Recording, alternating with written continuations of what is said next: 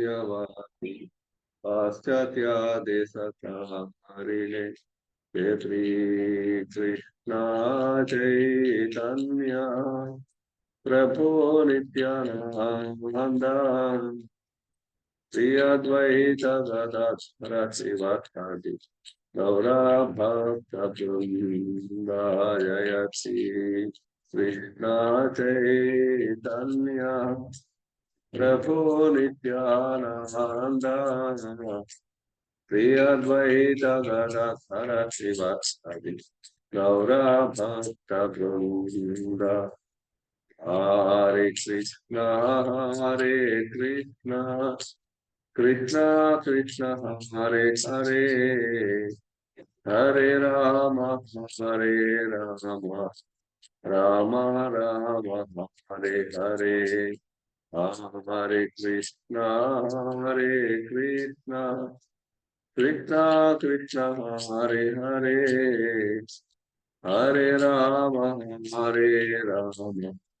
राम राम हरे हरे कृष्णा कृष्णा कृष्णा हरे हरे हरे राम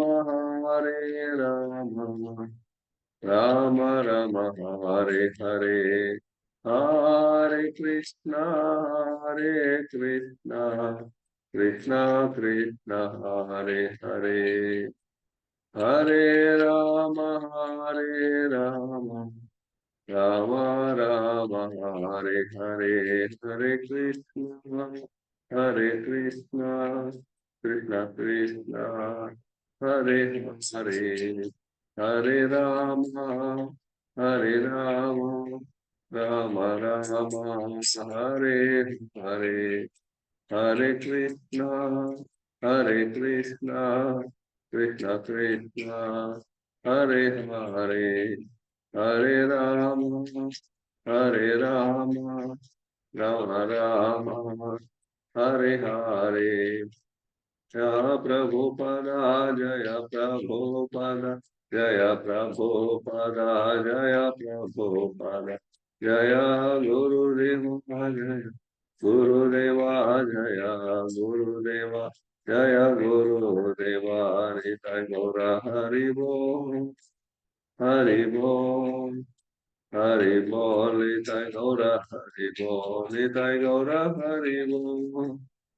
हरि बोल हरि बोल निताय गौर हरि बोल।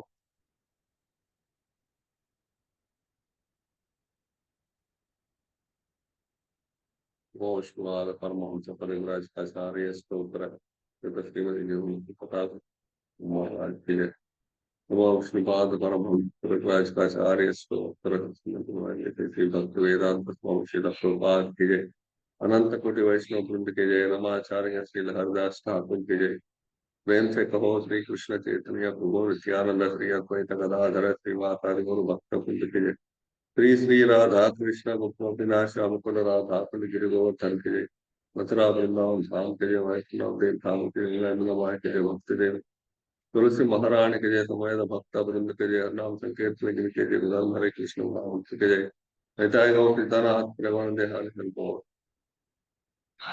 ओम नमो भगवते वासुदेवाय ओम नमो भगवते वासुदेवाय ओम नमो भगवते वासुदेवाय ओम अज्ञानतिमिरान्धस्य ज्ञानाञ्जनशलाकया चक्षुरुन्मीलितं येन तस्मै श्रीगुरवे नमः।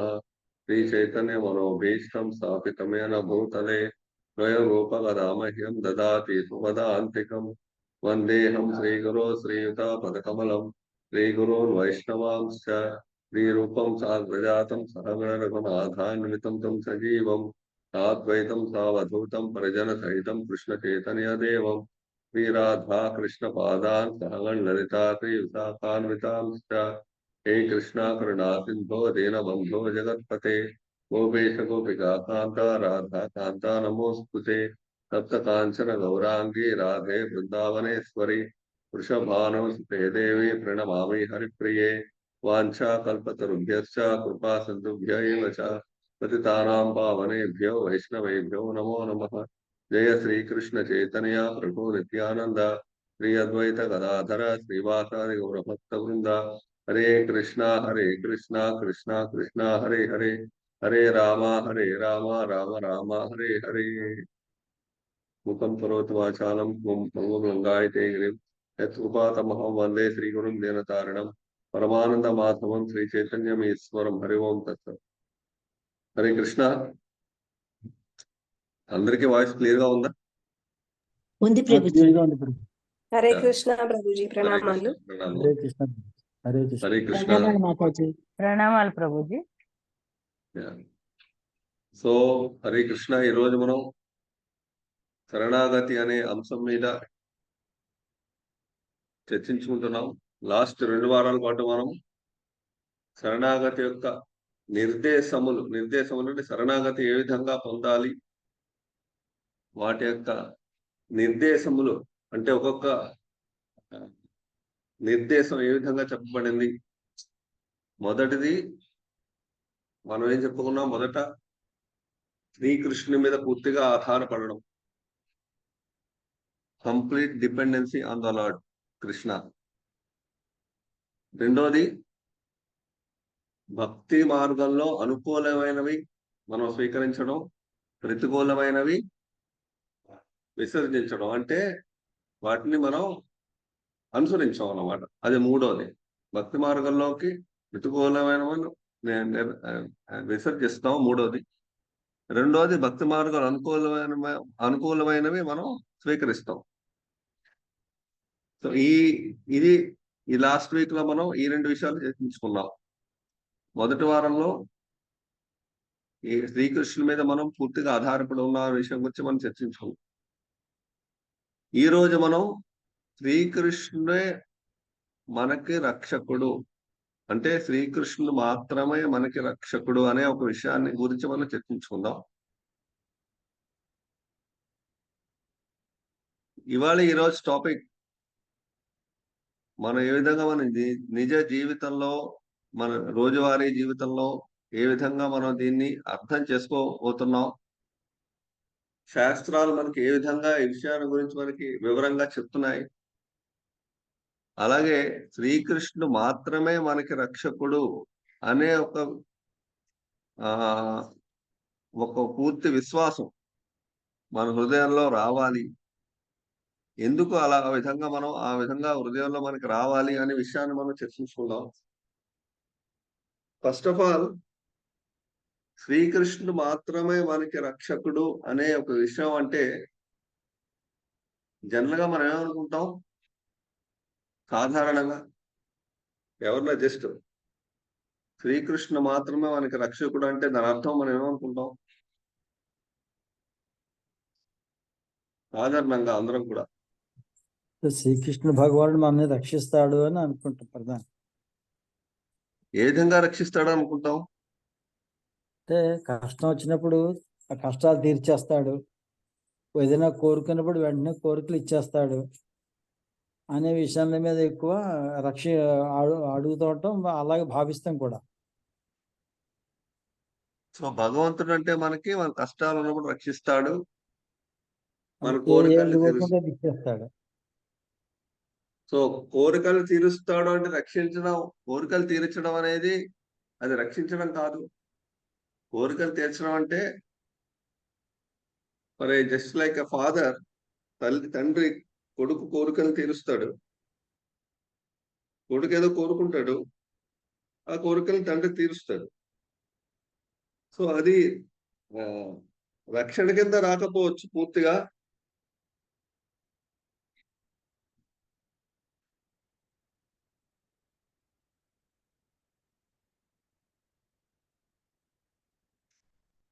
సో అది రాకపోవచ్చు. కాకపోతే మనకి బాగా అర్థం చేసుకునే విషయం ఏంటంటే, మనం కష్టాల్లోని బాధల్లోని జీవితం మనం ఉన్నప్పుడు మన బాధల్ని మన కష్టాలనే భగవంతుడు తీరుస్తాడని ఒక నమ్మకం మనకు ఉంది.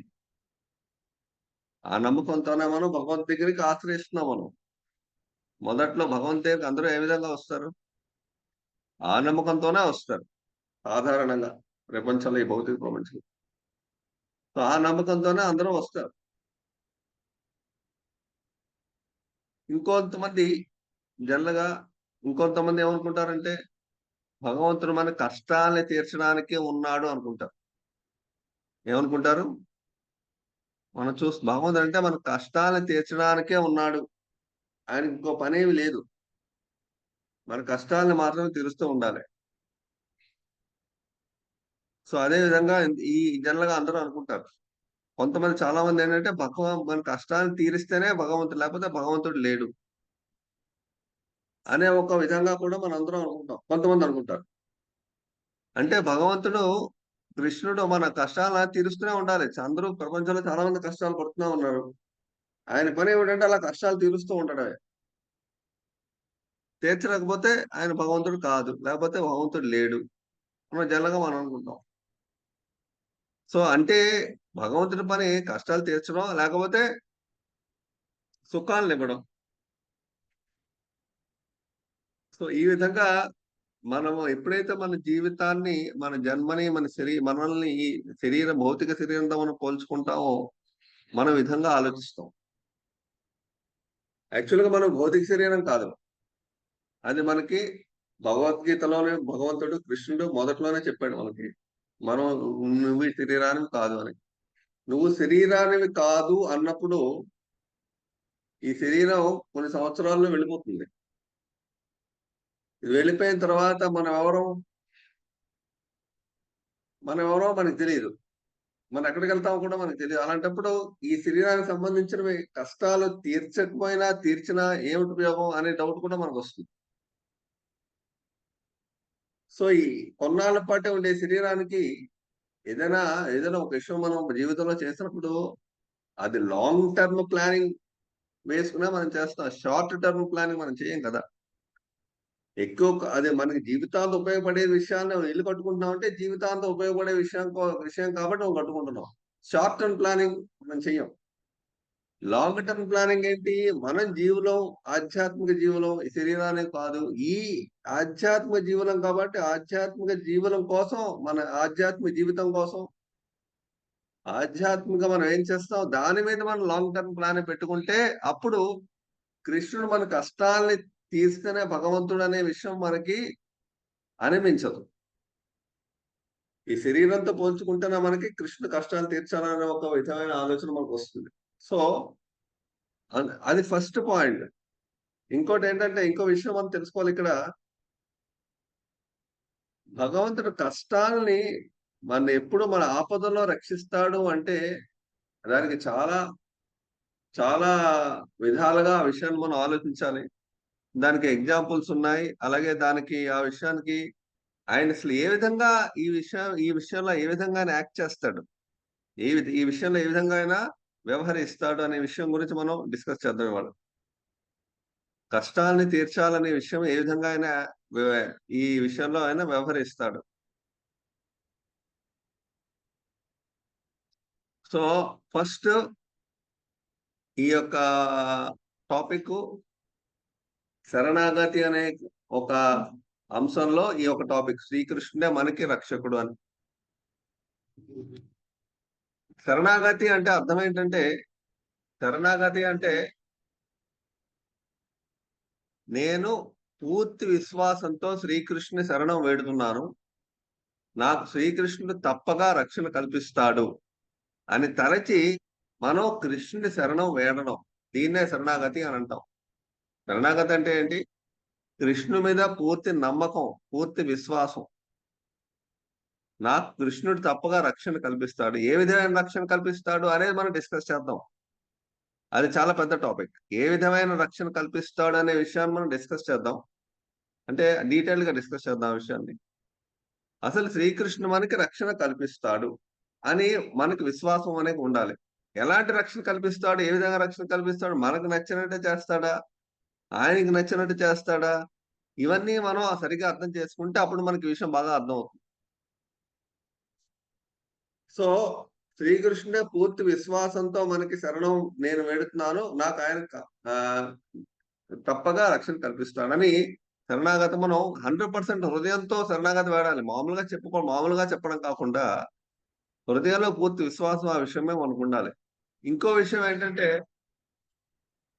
శ్రీకృష్ణుని నేను పూర్తిగా శరణాగతి పెడుతున్నాను, పూర్తిగా విశ్వాసంతో శరణాగతి పెడుతున్నాను. కానీ నాకు డౌట్ ఏంటంటే కృష్ణుడు మనకి పూర్తిగా రక్షిస్తాడా రక్షించడా నాకు డౌట్ కూడా నాకు ఉంది. నేను శరణాగతి వేడుతాను కృష్ణుని చెప్తాను నేను అంటే శరణాగతి వేడుతున్నట్టే లెక్క కదా. కాకపోతే ఇక్కడ ఏమిటి నాకు ఒక డౌట్ ఉంది. ఏమిటంటే కృష్ణుడు నిజంగా రక్షిస్తాడా, అన్ని ఎప్పుడు నన్ను రక్షిస్తూ ఉంటాడా, నిజంగా ఎప్పుడు నన్ను రక్షిస్తాడా అనే ఒక చిన్న డౌట్ ఉంది నాకు. అప్పుడది శరణాగతి పూర్తిగా అవదు. అప్పుడది ఆ డౌట్ ఉంటే ఆ శరణాగతి పూర్తిగా అవదు. అది శరణాగతి కాదు. 100% కృష్ణుని రక్షిస్తాడా అని అనుకోవాలి అని పూర్తిగా హృదయంలో ఆ విధమైన నమ్మకం విశ్వాసం ఉండాలి. అప్పుడే శరణాగతి అవుతుంది, లేకపోతే అవదు. సో ఈ విషయం చాలా జాగ్రత్తగా మనం గమనించాలి. ఏంటి గమనించాలి? శరణాగతిని వేడుతున్నానని చెప్తాం. హృదయంలో మనకి కృష్ణుడు 100% రక్షణ కల్పిస్తాడా కల్పించడానికి డౌట్ మనకు ఉందంటే మన శరణాగతి పూర్తిగా వేడలేం, శరణాగతి పూర్తిగా మనం పొందలేం. డౌట్ లేకుండా ఉండాలి, ఉంటేనే మనం శరణాగతి పూర్తిగా పొందగలం. ఇప్పుడు ఎవరు అలాంటి డౌట్ లేకుండా ఉన్నారు వాళ్ళ గురించి మనం డిస్కస్ చేద్దాం. పరీక్షిత్ మహారాజు భాగవతంలోని మనం యాక్చువల్గాను అంటే భాగవతంలో మనం చూస్తాం. పరీక్షిత్ మహారాజు అంటాడు, ఏమంటాడంటే నా తాతగారు ఎవరు? పరీక్షిత్ మహారాజు తాతగారు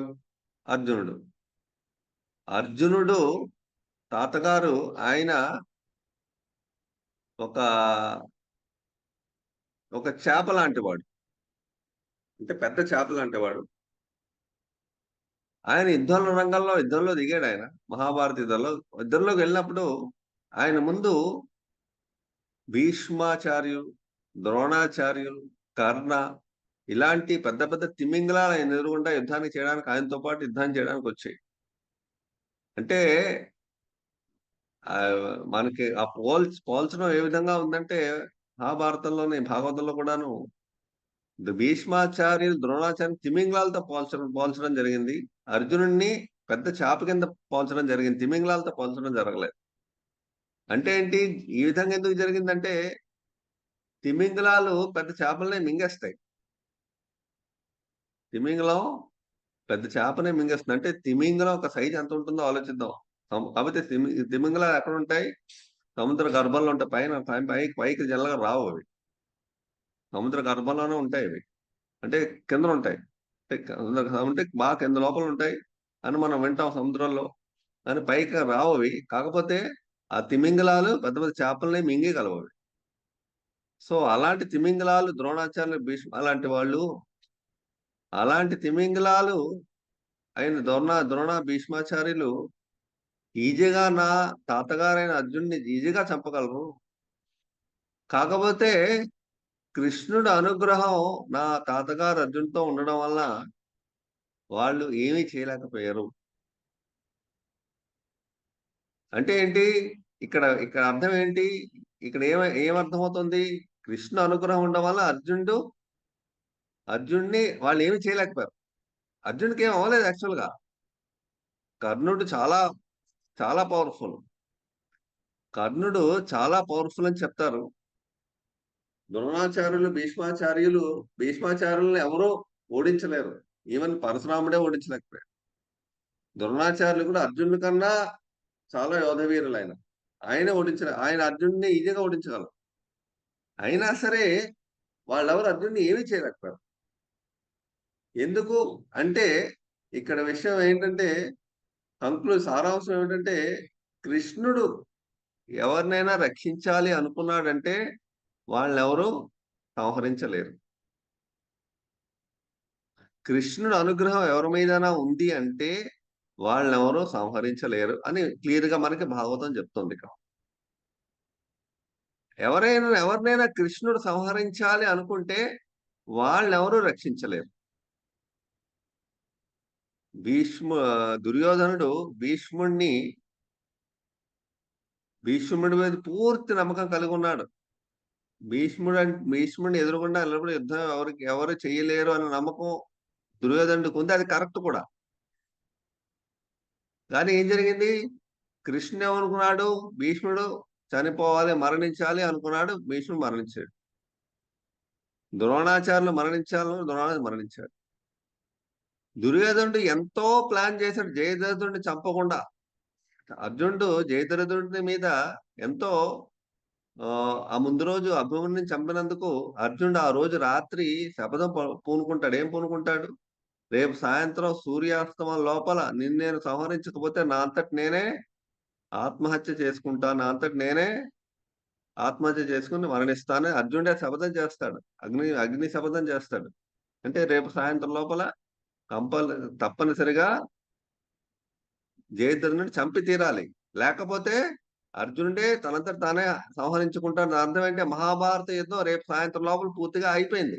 అర్జునుడు ఇన్ కేసు మరణిస్తే ఇంక మహాభారత యుద్ధమే లేదు.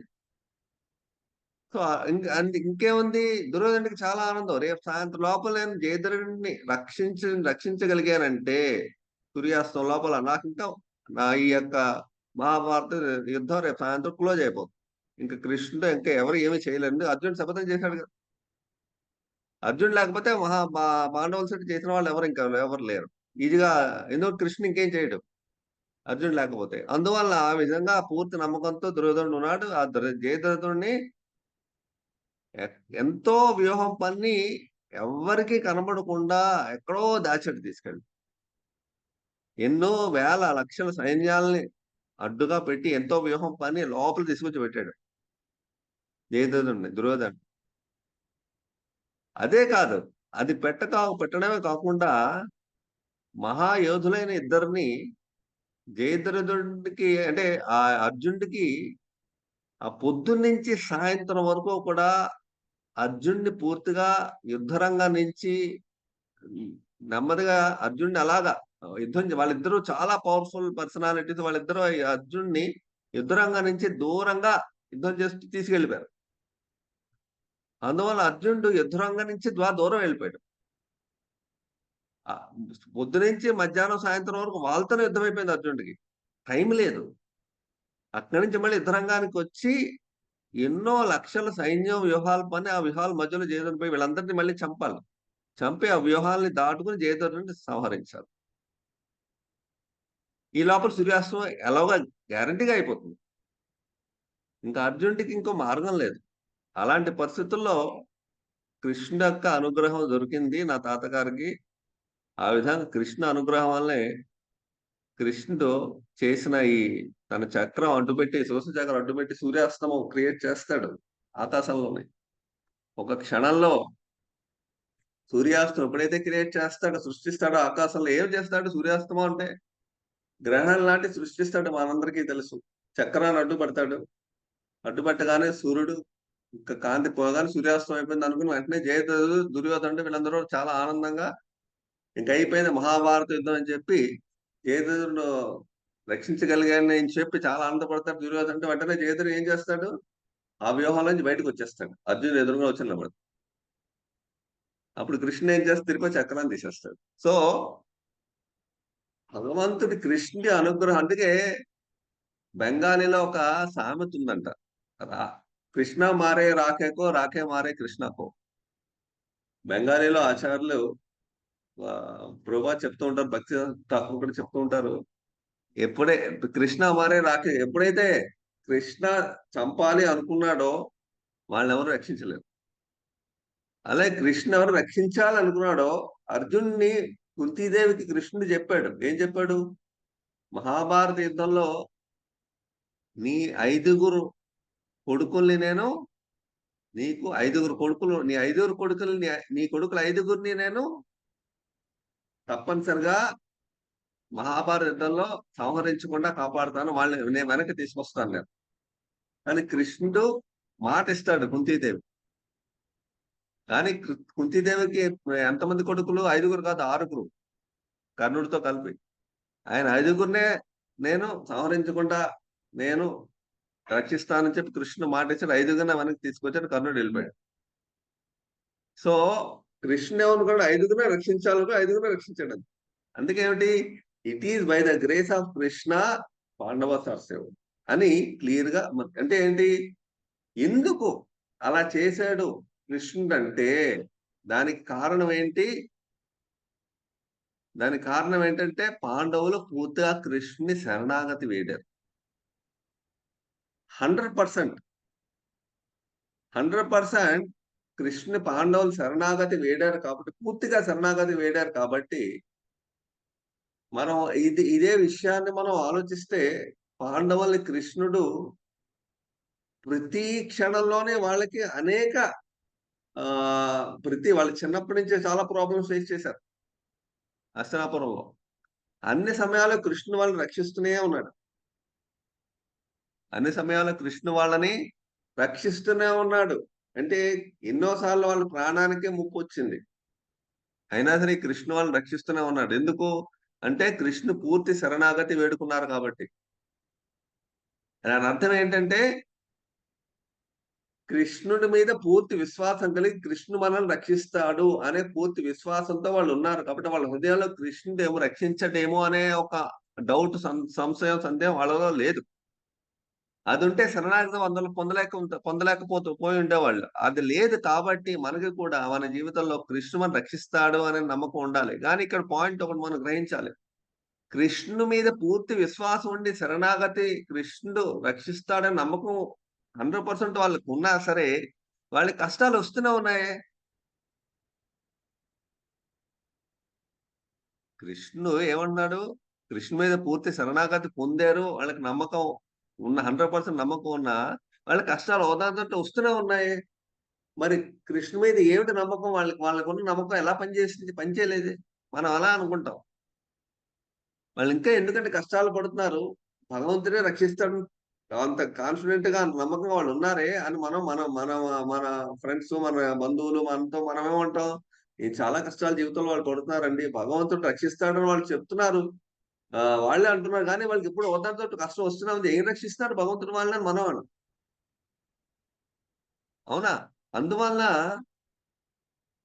యాక్చువల్ గా ఇక్కడ ఏంటంటే విషయం అర్థం చేసుకోవాలి. కృష్ణుడి యొక్క శరణాగతి, ఆయన శరణాగతి అంటే ఏమిటంటే కృష్ణుడికి ఏది కావాలో అది చేయడానికి కృష్ణుడి ఇష్టం. అంటే కృష్ణుడు తనకి ఏ విధంగా మనల్ని ఉపయోగించుకుంటాడో ఆయన ఇష్టం. అది శరణాగతి. ఏ విధంగా మనల్ని ఉపయోగించుకుంటాడో ఆయన ఇష్టం, మన ఇష్టం కాదు. మన ఇష్టం అయితే శరణాగతి అవదే. మనకు నచ్చండి కృష్ణుడు నడవాలి, ప్రవర్తించాలి అనుకుంటే అది శరణాగతి ఎలా అవుతుంది? కృష్ణుడు మనకు నచ్చినట్టు ప్రవర్తించకపోవచ్చు. శరణాగతి అంటే ఇదే విషయాన్ని మనం మొదటి పాయింట్ అంటే ఏమిటి? మొదటి క్లాసులోని కృష్ణు మీద మనం పూర్తిగా ఆధారపడి ఉన్నాం. ఆ యొక్క క్లాసులో మనం ఏం చెప్పుకున్నాం అంటే కృష్ణుడికి ఏదైతే కృష్ణుడి యొక్క ఆలోచనకి వ్యతిరేకంగా మనం వెళ్ళాం, కృష్ణ ఆలోచనకు అనుకూలంగానే మనం వెళ్తాం. కృష్ణ ఏమనుకుంటే దానికి మనం ఒప్పుకుంటాం. అది ఒక పాయింట్ మొదటి క్లాసులో మనం చెప్పుకున్నాం. శరణాగతిలో ఒక పాయింట్ అది. కృష్ణుడికి ఏది కావాలో ఆయన చేయడానికి మనం రెడీగా, ఆయన ఎలా మనం ఉపయోగించుకున్నా ఒకటే. అదే శరణాగతి అంటే. సో ఎక్కడ పాండవులు కృష్ణుడు కంప్లైంట్ చేయలేదు, నాకెందుకు కష్టాలు ఇస్తున్నావు ఉదంతంతో, పూర్తిగా నీ మీద మాకు విశ్వాసం ఉంది కదా ఆయన ఒప్పగా రక్షిస్తున్నాడు. ప్రతి కష్టం మీద మళ్ళీ కష్టాలు వస్తున్నాయి వాళ్ళు. అంటే దాని అర్థం ఏంటి? పాండవులు కృష్ణుడి మీద కంప్లైంట్ ఎప్పుడు చేయలేదు, ఎప్పుడు కూడా వాళ్ళు కృష్ణుడి మీద ప్రేమనే పెంచుకున్నారు. సో ఆ విధంగా శరణాగతి విషయం ఏంటంటే మనం నేర్చుకోవాల్సింది ఆయన రక్షిస్తాడని 100% నమ్మకంతో ఉండాలి. ఆయన ఇచ్చ ప్రకారం, ఇచ్చానుసారం మనం జీవితం ఏ విధంగా మన జీవితం వెళ్తుందో మనకు తెలియదు. అంటే ఇక్కడ మన జీవితంలోకి వస్తే ఏ విధంగా మనం ఆలోచిస్తామంటే పాండవులు అంటే కృష్ణుడి యొక్క నిత్య సిద్ధ భక్తులు. వాళ్ళకి ఎటువంటి కష్టాలు ఇచ్చినా సరే వాళ్ళు భగవంతుడి ప్రపంచానికి ఒక పాఠాన్ని చెప్పడానికి వాళ్ళని ఉపయోగించుకుంటున్నారని మనం చెప్తాం. బట్ మన జీవితం ఎలాంటిది? మన జీవితంలో బోలెడు కష్టాలు, హోదంతరతోటి దానికి దానికి ఏ విధంగా మనం ఆలోచించాలి? మనం భగవంతుడు మనల్ని కూడా భగవంతుడు ఈ విధంగానే ఒక అందరికి పాఠం కింద మనకు ఉపయోగిస్తున్నాడా అని మనకి పాండవులాగా మనం అంత పెద్దవాళ్ళమా, పెద్ద భక్తులమా అని చెప్పి మనకు కూడా ఒక డౌట్ రావచ్చు. ఇక్కడ విషయం ఏంటంటే విశ్వనాథ్ చక్రవర్తి ఠాకూర్ మన జీవితంలో మనకి వచ్చే కష్టాలు ఏమిటో మనకు చెప్తున్నారు. ఏమంటున్నారంటే మన జీవితంలోని భక్తులకు వచ్చే కష్టాలు 2 రకాలు. ఒకటి భగవంతుడి అరేంజ్‌మెంట్ అది. అంటే ప్రభుపాద కూడా చెప్తారు మనకి పర్పట్స్ లో, భాష్యంలో, భాగవతంలో ఏం చెప్తున్నారంటే భగవంతుడు తన ఇచ్ఛానుసారం భక్తులకి కష్టాలు ఆయనే అరేంజ్ చేస్తాడు. ఎవరికి? ఎవరైతే వాళ్ళని ఆ కష్టాల్ని ఓర్చుకొని భక్తి మార్గంలో ఎటువంటి ఆటంకం లేకుండా ముందుకు వెళ్ళగలరు అలాంటి వాళ్ళకి ఇస్తాడు ఆయన. అందరికీ ఇవ్వడు. వాళ్ళ మూలంగా ప్రపంచానికి ఆయన చూపిస్తాడు. భక్తి మార్గంలో ఆ భక్తుల యొక్క గొప్పతనాన్ని చూపిస్తాడు ప్రపంచానికి. అది ఒక కేటగిరీ. ఇంకో కేటగిరీ ఏంటంటే మనం చేసే భక్తి మార్గంలో మనం చేసే అపరాధం వలన మనకి ఒక్కసారి ప్రాబ్లమ్స్ వస్తాయి జీవితంలో. అప్పుడు మనం ఏమనుకుంటాం, నేను ఇంత భక్తి మార్గంలోనే చేస్తున్నాను, నాకు ప్రాబ్లమ్స్ ఇంకా పోవట్లేదు అనుకుంటాం. యాక్చువల్ గాను మనం చేసే భక్తి మార్గంలో మనం చేసిన అపరాధాల వల్ల మనకు అప్పుడప్పుడు మనకి బాధలు వస్తూ ఉంటాయి. అది ఎందుకంటే బాధలు వస్తూ ఉంటే అనిపిస్తుంది మనం చేసిన భక్తి మార్గంలోని మనం చేసిన అపరాధాల వల్ల మన భక్తి మార్గంలో మన కర్మ అనేది తొందరగా పోదు, ఇంకా బ్యాలెన్స్ ఉండిపోతుంది. అంటే భక్తి మార్గంలో వెళ్తున్నప్పుడు కర్మ చాలా ఫాస్ట్ గా కర్మ ఫలితాలన్నీ పూర్తిగా హరించిపోతాయి. కాకపోతే మనం చేసిన అపరాధాల వల్ల కర్మ ఫలితం హరించడం చాలా స్లోగా జరుగుతుంది. అప్పుడు ఏమవుతుంది? కర్మ ఫలాన్ని అనుభవించాల్సిన పరిస్థితి మనకు వస్తుంది. అప్పుడు దాని అర్థం ఏంటి? మన కర్మఫలాన్ని అనుభవించిన పరిస్థితి మనకు వస్తుంది కాబట్టి మనం భక్తి మార్గంలో వెళ్తున్నా మనకి కర్మ అనేది పోవట్లేదు, మనం ఇంకా కష్టపడతాం మనం అనుకుంటాం. కానీ మార్గంలో మనం చేసిన సాధన భక్తిలో కొన్ని అపరాధాలు తెలియకుండా మనం చేస్తున్న విషయం అని తెలియకపోవడం వల్ల మనం సరిగ్గా ఆ విషయాన్ని అర్థం చేసుకోలేము. అందువల్ల భక్తి మార్గం సిన్సియర్ గా అపరాధాలు లేకుండా చేస్తే కర్మ చాలా తొందరగా వెళ్ళిపోతుంది. లేకపోతే కర్మ చాలా స్లోగా వెళ్తుంది. అంటే ప్రోగ్రెస్ చాలా స్లోగా ఉంటుంది. దానివల్ల మనకి కొన్ని సఫరింగ్స్ వస్తాయి, ప్రాబ్లమ్స్ వస్తాయి, సమస్యలు వస్తాయి. సో మనం ఏ విషయాన్ని ఏ విధంగా ఇది కారణం అన్నమాట. సో ఆ విధంగా ఇంకో విషయం మనం ఏం చేయాలంటే, ఇంకో విషయం మనం ఇక్కడ అర్థం చేసుకోవాలి ఏంటంటే, మన జీవితంలోకి వచ్చేసరికి కృష్ణ నేను ఎన్నో జన్మల నుంచి ఒక్కొక్క జన్మలో ఒక్కొక్కసారి ఇక్కడ ఒక్కొక్కసారి అక్కడ అలా పుడుతూనే ఉన్నాను, మరణిస్తూనే ఉన్నాను. ఒకసారి ఈ ప్రదేశం, ఇంకోసారి ఇంకో ప్రదేశం, ఒక్కొక్కసారి ఈ లోకం, ఇంకోసారి ఇంకో లోకం, ఒకసారి ఈ మానవ జన్మ, ఒకసారి ఇంకో జన్మ, రకరకాల జన్మలు ఎత్తుతూనే ఉన్నాను నేను. సో నీతో సంబంధం అనేది నాకు తెలియక, నీతో నాకున్న సంబంధం నాకు తెలియక నేను ఇక్కడ అక్కడ జన్మలు ఎత్తుతూనే ఉన్నాను. నేను ఇప్పటి నుంచి పూర్తిగా నీకు శరణాగతి వేడుకుంటున్నాను. నువ్వు తప్ప నాకు ఇంకేం అక్కర్లేదు. నువ్వు నన్ను ఏం చేస్తావో చేసుకో. నీ శరణాగతి. పాండవ చూడండి, ఏం చేసుకున్నా ఓకే. ఆశ్లిష్య వాపాద రథాం పినుష్టుమాం ఆదర్శనాత్ మర్మహతాం కరోతువా యథా తథావా విదధాతులం పటో మత్ప్రాణనాదస్సు చయ్యేవనాపరహ. మనకి శిక్షాష్టంలో మనకేం చెప్తుంది? అది కృష్ణ, నువ్వు ఆలింగనం చేసుకున్న ప్రేమతో, లేకపోతే నాకు కష్టాలను ఇచ్చిన, బాధలను ఇచ్చిన, నాకు బాధలు వచ్చినా నేను రెడీ. ఆ విధంగా శరణాగతి పొందా. ఆ విధంగా ఇంకెందుకంటే మనకి ఎన్ని జన్మలు ఎత్తుతాం ఇటు కృష్ణునికి శరణం వేడుకుందాం. ఒకసారి ఈ జన్మ, ఒకసారి ఆ జన్మ ఎత్తడం అవసరం ఏముంది? కృష్ణ శరణం అంటే ఆయన చూసుకుంటాడు. ఆయన మనం ఏం చేస్తాడు ఆయన ఇష్టం అని పూర్తిగా ఆయనే శరణం పొందడం మనం జీవితంలో అలవాటు చేయాలి, మనం ప్రాక్టీస్ చేయాలి. అది శరణాగతి. నువ్వు ఆశ్లేష వాపాద రథాంపనిష్టమాం ఆదర్శన, నువ్వు నన్ను ఆలింగనం చేసుకుని దగ్గరగా తీసుకుంటావో, లేకపోతే నన్ను బయటికి తోసేస్తావో, లేకపోతే నన్ను గట్టిగా కాలుతో దాన్ని బయటికి తోసేస్తావో నీ ఇష్టం. అంటే ఇది యాక్చువల్ గా శ్రీమతి రాధారాణి యొక్క ప్రార్థన అని చెప్పి ప్రభుపాద చెప్తారు ఒక లెక్చర్ లో. రాధారాణి అంటే రాధారాణి శ్రీమతి రాధారాణి యొక్క ప్రార్థన ఆ విధంగా ఉందంటే కృష్ణ ఆ విధంగా శ్రీమతి రాధారాణి శరణాగతి వేడుతుంది. మనం ఎంత ఆఫ్టర్ ఆల్. సో ఆ విధంగా కృష్ణ మనం శరణాగతి వేడుకోవాలని మనకు శిక్షాష్టకం చెప్తుంది. సో ఈ విధంగా మనం పూర్తిగా కృష్ణ మీద ఆధారపడాలి. సో ఇక్కడ మనం ఇది ఒక పాయింట్ నేర్చుకున్నాం. ఇంకో పాయింట్ ఇక్కడ ఉంది ఈ శరణాగతి యొక్క ఆధారపడనే విషయం మీద. కృష్ణుడు ఒక్కొక్కసారి శరణాగతి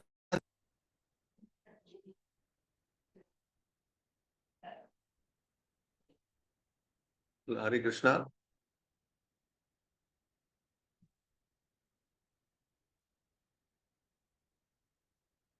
హరే కృష్ణ వినబడుతుందా? హరే కృష్ణ ప్రభు వినపడుతోంది ప్రభుజీ. హరే కృష్ణ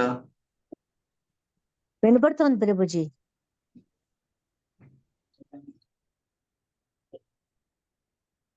హరే కృష్ణ వినపడుతోంది ప్రభుజీ. ప్రభుజీ. ప్రభుజీ వినపడుతోంది ప్రభుజీ.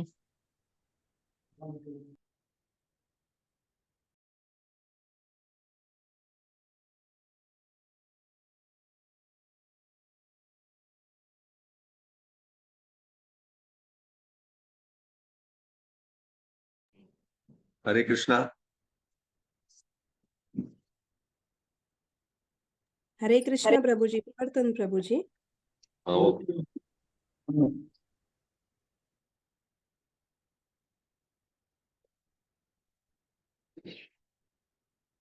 ఓకే, ఇంకో పాయింట్ ఇక్కడ మనం నేర్చుకోవాల్సింది ఏమిటంటే కృష్ణుడు మనం ఎంతవరకు శరణాగతి వేయడమో మనకి ఎంతవరకు ఆయన నుంచి రక్షణ కోరుకుంటూ అంతవరకే ఇస్తాడు. ఆయన ఎంత ఇవ్వగలడో అంత ఇస్తే మనం అది మనం యాక్సెప్ట్ ఆయన ఈ పూర్తిగా మనకి ఇచ్చాడు రక్షణ, మనం అది కూడా యాక్సెప్ట్ చేసే పరిస్థితుల్లో మనం లేము. ఫర్ ఎగ్జాంపుల్ ఒక్కొక్కసారి ఆయన చేసిన మనకి ఇష్టం ఉండొచ్చు, ఇష్టం లేకపోవచ్చు. మనకు అనుకున్నది చేస్తేనే మనకు నచ్చుతుంది. మనకు ఆయన నచ్చింది మనం ఆయన చేసి మనకు నచ్చింది మనం ఆయన చేయలేదు అనుకోండి, మనం పూర్తిగా శరణాగతి వెళ్ళడానికి మనకి ఇష్టం ఉండదు. అంటే మనకి కొన్ని కోరికలు, కొన్ని కొన్ని విషయాలు ఉంటాయి జీవితంలో. అవి మనం పూర్తిగా కొన్ని విషయాలు మనం పూర్తిగా జీవితంలో వదలలేము. అప్పుడేమవుతుంది, కృష్ణుడు పూర్తిగా కంప్లీట్ రక్షణ అంటే ఏమిటి, భవబంధాలను పూర్తిగా ఒకేసారి క్లియర్ చేసేయగలడు. చేస్తే మనం యాక్సెప్ట్ చేస్తామా? అలాగే పూర్తిగా రక్షణిస్తే మనం తీసుకోవడానికి రెడీగా ఉన్నాం. మనకు ఆయనకు నచ్చిందే మనతో చేయడానికి, చేయడానికి ఏది ఇచ్చినా చేయడానికి మనం రెడీగా ఉన్నామా యాక్సెప్ట్ చేయడానికి? అది మనం ఆలోచించాలి కదా. అది కృష్ణుడు కూడాను ఎంతవరకు మనం రక్షణిస్తే తీసుకోగా అంతవరకే ఇస్తాడు. అది దాటి ఆయన ఇవ్వగలడు. ఆయన పూర్తి రక్షణ ఇవ్వడానికి రెడీగా ఉన్నా మనం తీసుకోవడానికి రెడీగా లేవు. ఇంకా నాకు కొన్ని ఇష్టాలు, అయిష్టాలు, కొన్ని సంబంధాలు, కొన్ని ఇంట్రెస్ట్, కొన్ని అటాచ్మెంట్స్ ఉన్నాయి. అవి తీసి అవి వదిలేసి తొందరగానే రాలేను అని మనం అనుకుని వెంటనే కృష్ణ దగ్గరికి వెళ్ళలేము. అందుకే చాలా ఇంపార్టెంట్ ఏంటంటే కృష్ణుడు మనం ఎంతవరకు తీసుకుంటాం అంతవరకు ఇస్తాడు రక్షణ, అది దాటి ఇవ్వడు. ఇంకోటి ఏంటంటే ఇక్కడ కృష్ణుడు మనకి రక్షణ ఇచ్చి మనల్ని ఇప్పుడు రక్షణ ఇచ్చి మనల్ని తప్పు మార్గాల్లో వెళ్లకుండా కాపాడతాడు. అది చేస్తాడు భగవంతుడు. అదే యాక్చువల్గా రక్షణ అంటే. నిజమైన రక్షణ అంటే ఏంటి, మనం తప్పు మార్గాల్లో వెళ్లకుండా మనల్ని కాపాడతాడు. భక్తి మార్గాల్లో ఉన్నప్పుడు మనం తెలియకుండా ఒకసారి మనం తప్పులు చేయడం వల్ల తెలియకుండా ఒకసారి చెయ్యకూడని పనులు చేయడానికి మన అనుకోకుండా మనం చేయడానికి ముందుకు వెళ్తున్నప్పుడు కృష్ణుడు వెంటనే మనల్ని అక్కడి నుంచి రక్షించి ఆ విధంగా మనం తప్పు చేయకుండా మనని కాపాడతాడు. ఆ విధంగా చేయగలడం వల్ల మనం రక్షించబడతాం. యాక్చువల్గా ఇన్ కేసు అదే తప్పు మనం చేస్తే దానికి చాలా ఫలితం అనుభవించాల్సి ఉంటుంది. ఆ విధంగా కృష్ణుడు మనం రక్షిస్తాడు. అంటే ఏంటి, పాప పనులు చేయకుండా మనల్ని కాపాడతాడు. ఒక్కొక్కసారి కృష్ణుడు చాలా సార్లు కాపాడతాడు. చాలా మంది మన జీవితాల్లో చాలా అనుభవం ఉంటుంది, అనుభవాలు ఉన్నాయి ఇక్కడ. మనకు తప్పు పనులు చేయకుండా కృష్ణ మనల్ని ఎప్పుడు రక్షిస్తాడు అనమాట. ఎప్పుడు రక్షిస్తాడు, మనం కృష్ణ శరణాగతి వేడుకోవాలి. కృష్ణ, నేను తెలియక నేను తప్పులు చేస్తూ ఉంటాను, తెలిసి కూడా తెలిసి కూడా మనం తప్పులు చేస్తూ ఉంటాం. అప్పుడు కృష్ణ వేడుకోవాలి, సార్ నేను తెలిసి తప్పులు చేస్తూ ఉంటాను, పొరపాటున నన్ను రక్షించు ఆ విషయంలోని, దానివల్ల నేను అనవసరంగా బాధపడాలి, బాధ అనుభవించాలి. అది కూడా శరణాగతిలో పాయింట్. అందుకే కృష్ణ ఏమంటాడు భగవద్గీత చివరన, సర్వధర్మాను పరిత్యజ్య మామేకం శరణం వ్రజ. అర్జున, నువ్వు నన్ను మాత్రమే శరణం పొందు అంటాడు. ఎందుకు కండిషన్ పెట్టాడు అక్కడ అంటే, నువ్వు నన్ను మాత్రమే శరణం పొందావు. ఫర్ ఎగ్జాంపుల్, నేను కృష్ణ నాకు ఒక కోరిక, నా కోరిక తీర్చడం కోరుకుంటాను కృష్ణుని. నేను కృష్ణ మాత్రమే శరణం పొందాను అనుకోండి, కృష్ణ ఏం చేస్తాడు అక్కడ, నీకు ఆ కోరిక తీరిస్తే అది నీకు మంచిదా కాదా ఆలోచిస్తాడు. ఆలోచించి ఆ కోరిక తీర్చడం మానేస్తాడు, నీకు మంచిది కాదని తీర్చడం.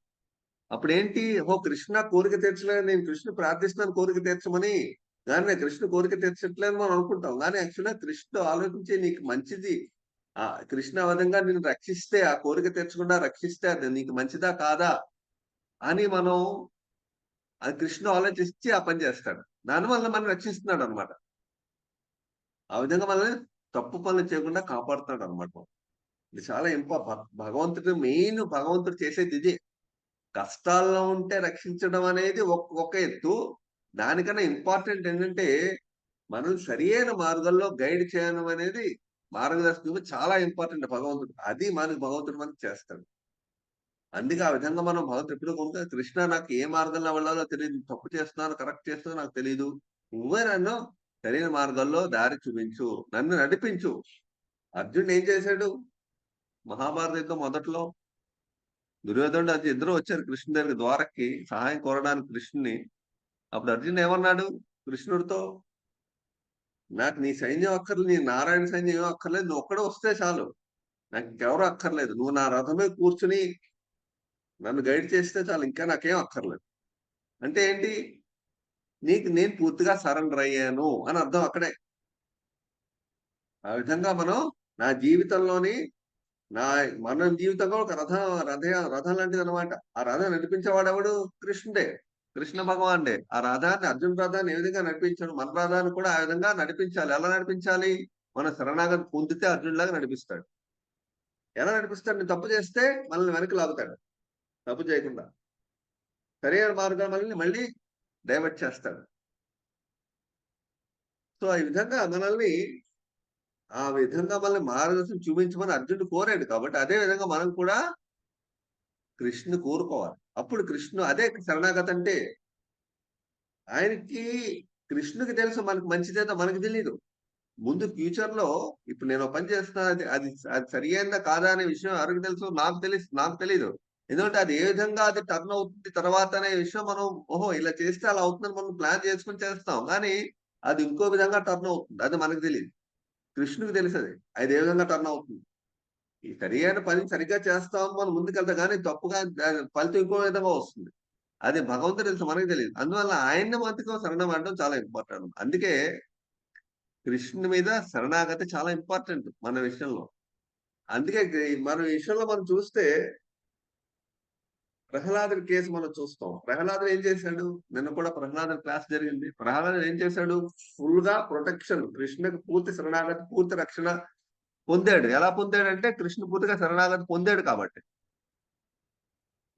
కాబట్టి కష్టాలు ఎన్నో పడ్డాడు. అయినా సరే, కృష్ణ శరణాగతి పొందుతూనే ఉన్నా సరే, ప్రహ్లాదుడు ఎన్నో పనిష్మెంట్లు, ఎన్నో శిక్షించడాలు తండ్రి చేత అనుభవించాడు. అయినా సరే కృష్ణ ఎప్పుడు కంప్లైంట్ చేయలేదు. ప్రహ్లాద్ 5 ఏళ్ల చిన్న బాలుడు కృష్ణ కంప్లైంట్ చేయకుండా కృష్ణ మీద పూర్తిగా శరణాగతి పొంది, కృష్ణ నువ్వు నన్ను రక్షిస్తావు అని చెప్పి పూర్తిగా నమ్మకంతో ఉన్నాడు. కాబట్టి ఎటువంటి బాధ పడకుండా హ్యాపీగా గడిచిపోయింది. ఎన్ని రకాల శిక్షలు వేసినా సరే కృష్ణ మీద కంప్లైంట్ లేదు, తండ్రి మీద కోపం లేదు, తండ్రిని మీద విపరీతమైన ద్వేషం లేదు, కృష్ణుని ఏమీ అడగలేదు, నువ్వు రక్షిస్తా నీ ఇష్టమే అని చెప్పి కృష్ణుడు పూర్తి శరణాగతి 5 ఏళ్ల బాలుడుగా ఉన్నప్పుడు ఆ విధంగా కృష్ణ శరణాగతి పొందాడు. అంటే ఏంటి, మనం ఏం నచ్చుకుంటే ఫుల్ ప్రొటెక్షన్, కృష్ణే నన్ను బతికిస్తాడు. తండ్రి కాలకోటేషన్ గ్లాస్ తో ఇస్తే వెంటనే తాగేశాడు, కాలకోటేషన్ నన్ను ఏం చేయదని తాగేశాడు. అంటే కృష్ణ రక్షిస్తాడని పూర్తి నమ్మకం అన్నమాట. సో ఇంకో అదే విధంగా మనం చూస్తే పాండవులు అతి పరాక్రమవంతులు అయినా సరే కృష్ణుని మీద పూర్తిగా ఆధారపడ్డాం. ఒకసారి మనకు అనిపిస్తుంది మన నా దగ్గర బోల్డ్ డబ్బు ఉంది, నా దగ్గర బోల్డ్ సంపద, నా దగ్గర శక్తి సామర్థ్యాలు ఉన్నాయి, నాకు చాలా తెలివితేటలు ఉన్నాయి, నా నా రక్షణ నేనే చూసుకోగలను,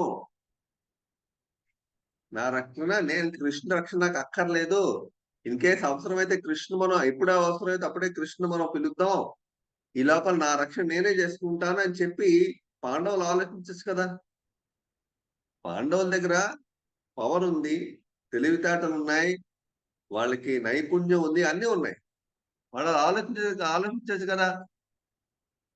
ఎందుకు ఆలోచించలేదు? కృష్ణ అవసరమైతేనే కృష్ణ శరణాగతి ప్రొటెక్షన్ రక్షణ కోరుదాం, లేకపోతే అక్కర్లేదు, మనకి మనం అందరం మనమే చూసుకుందాం. కృష్ణ మీద అలా ఎప్పుడు అలా ప్రవర్తించలేదే.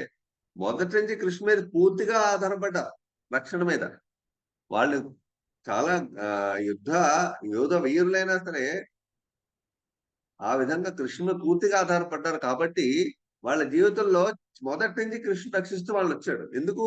వాళ్ళ పెద్ద యోధ వీరులైనా సరే, యుద్ధంలో వీరులైనా సరే కృష్ణు మీద ఆధారపడ్డారు. మనం కూడా మనం ఎంత తెలివితేటలు ఉన్నా, ఎంత శక్తి ఎంత సామర్థ్యం ఉన్నా సరే కృష్ణు మీద ఆధారపడకపోతే మన సామర్థ్యం ఎందుకు పనిచేయదు.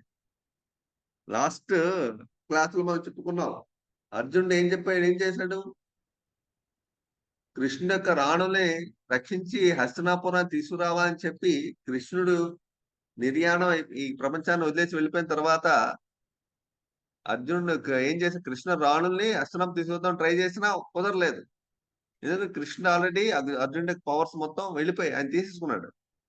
అందువల్ల మనకి ఎంత శక్తి సామర్థ్యాలు భగవంతుని అనుగ్రహం లేకపోతే మన శక్తి సామర్థ్యాలు మనకున్న తెలివితేటలు ఏమి పనిచేయవు. లాస్ట్ అన్ని ఫెయిల్ అయిపోతాయి. భగవంతుని అనుగ్రహం అంటే ఏంటి? కృష్ణుకి అనుగ్రహం ఉంటేనే మన తెలివితేటలు పనిచేస్తే మన తెలివితేటలు పనిచేయి. ఆ విధంగా కృష్ణ మీద ఆధారపడాలి. పాండవులు దీనికి కరెక్ట్ ఎగ్జాంపుల్ ఏంటంటే, ఎప్పుడైతే వెళ్ళిపోతూ ఉంటాడో ద్వారకి మహాభారత యుద్ధం అయిపోయిన తర్వాత పాండవులు అదే వెళ్ళిపోతున్నప్పుడు కృష్ణుని పాండవులందరూ కృష్ణుని అంటే వెళ్ళిపోతూ ఉంటారు ద్వారకి. అప్పుడు కుంతిదేవి ప్రార్థనలు చేస్తుంది. ఆ ప్రార్థనలు చేసిన తర్వాత చేసే ముందు ఇంకా ప్రార్థన చేయక ముందే పాండవులు సెండాఫ్ ఇస్తుంటే కృష్ణుడికి దూరంగా ఉత్తర పరిగెట్టి వచ్చి కృష్ణుడిని సహాయం కోరుతుంది, రక్షణ కోరుతుంది.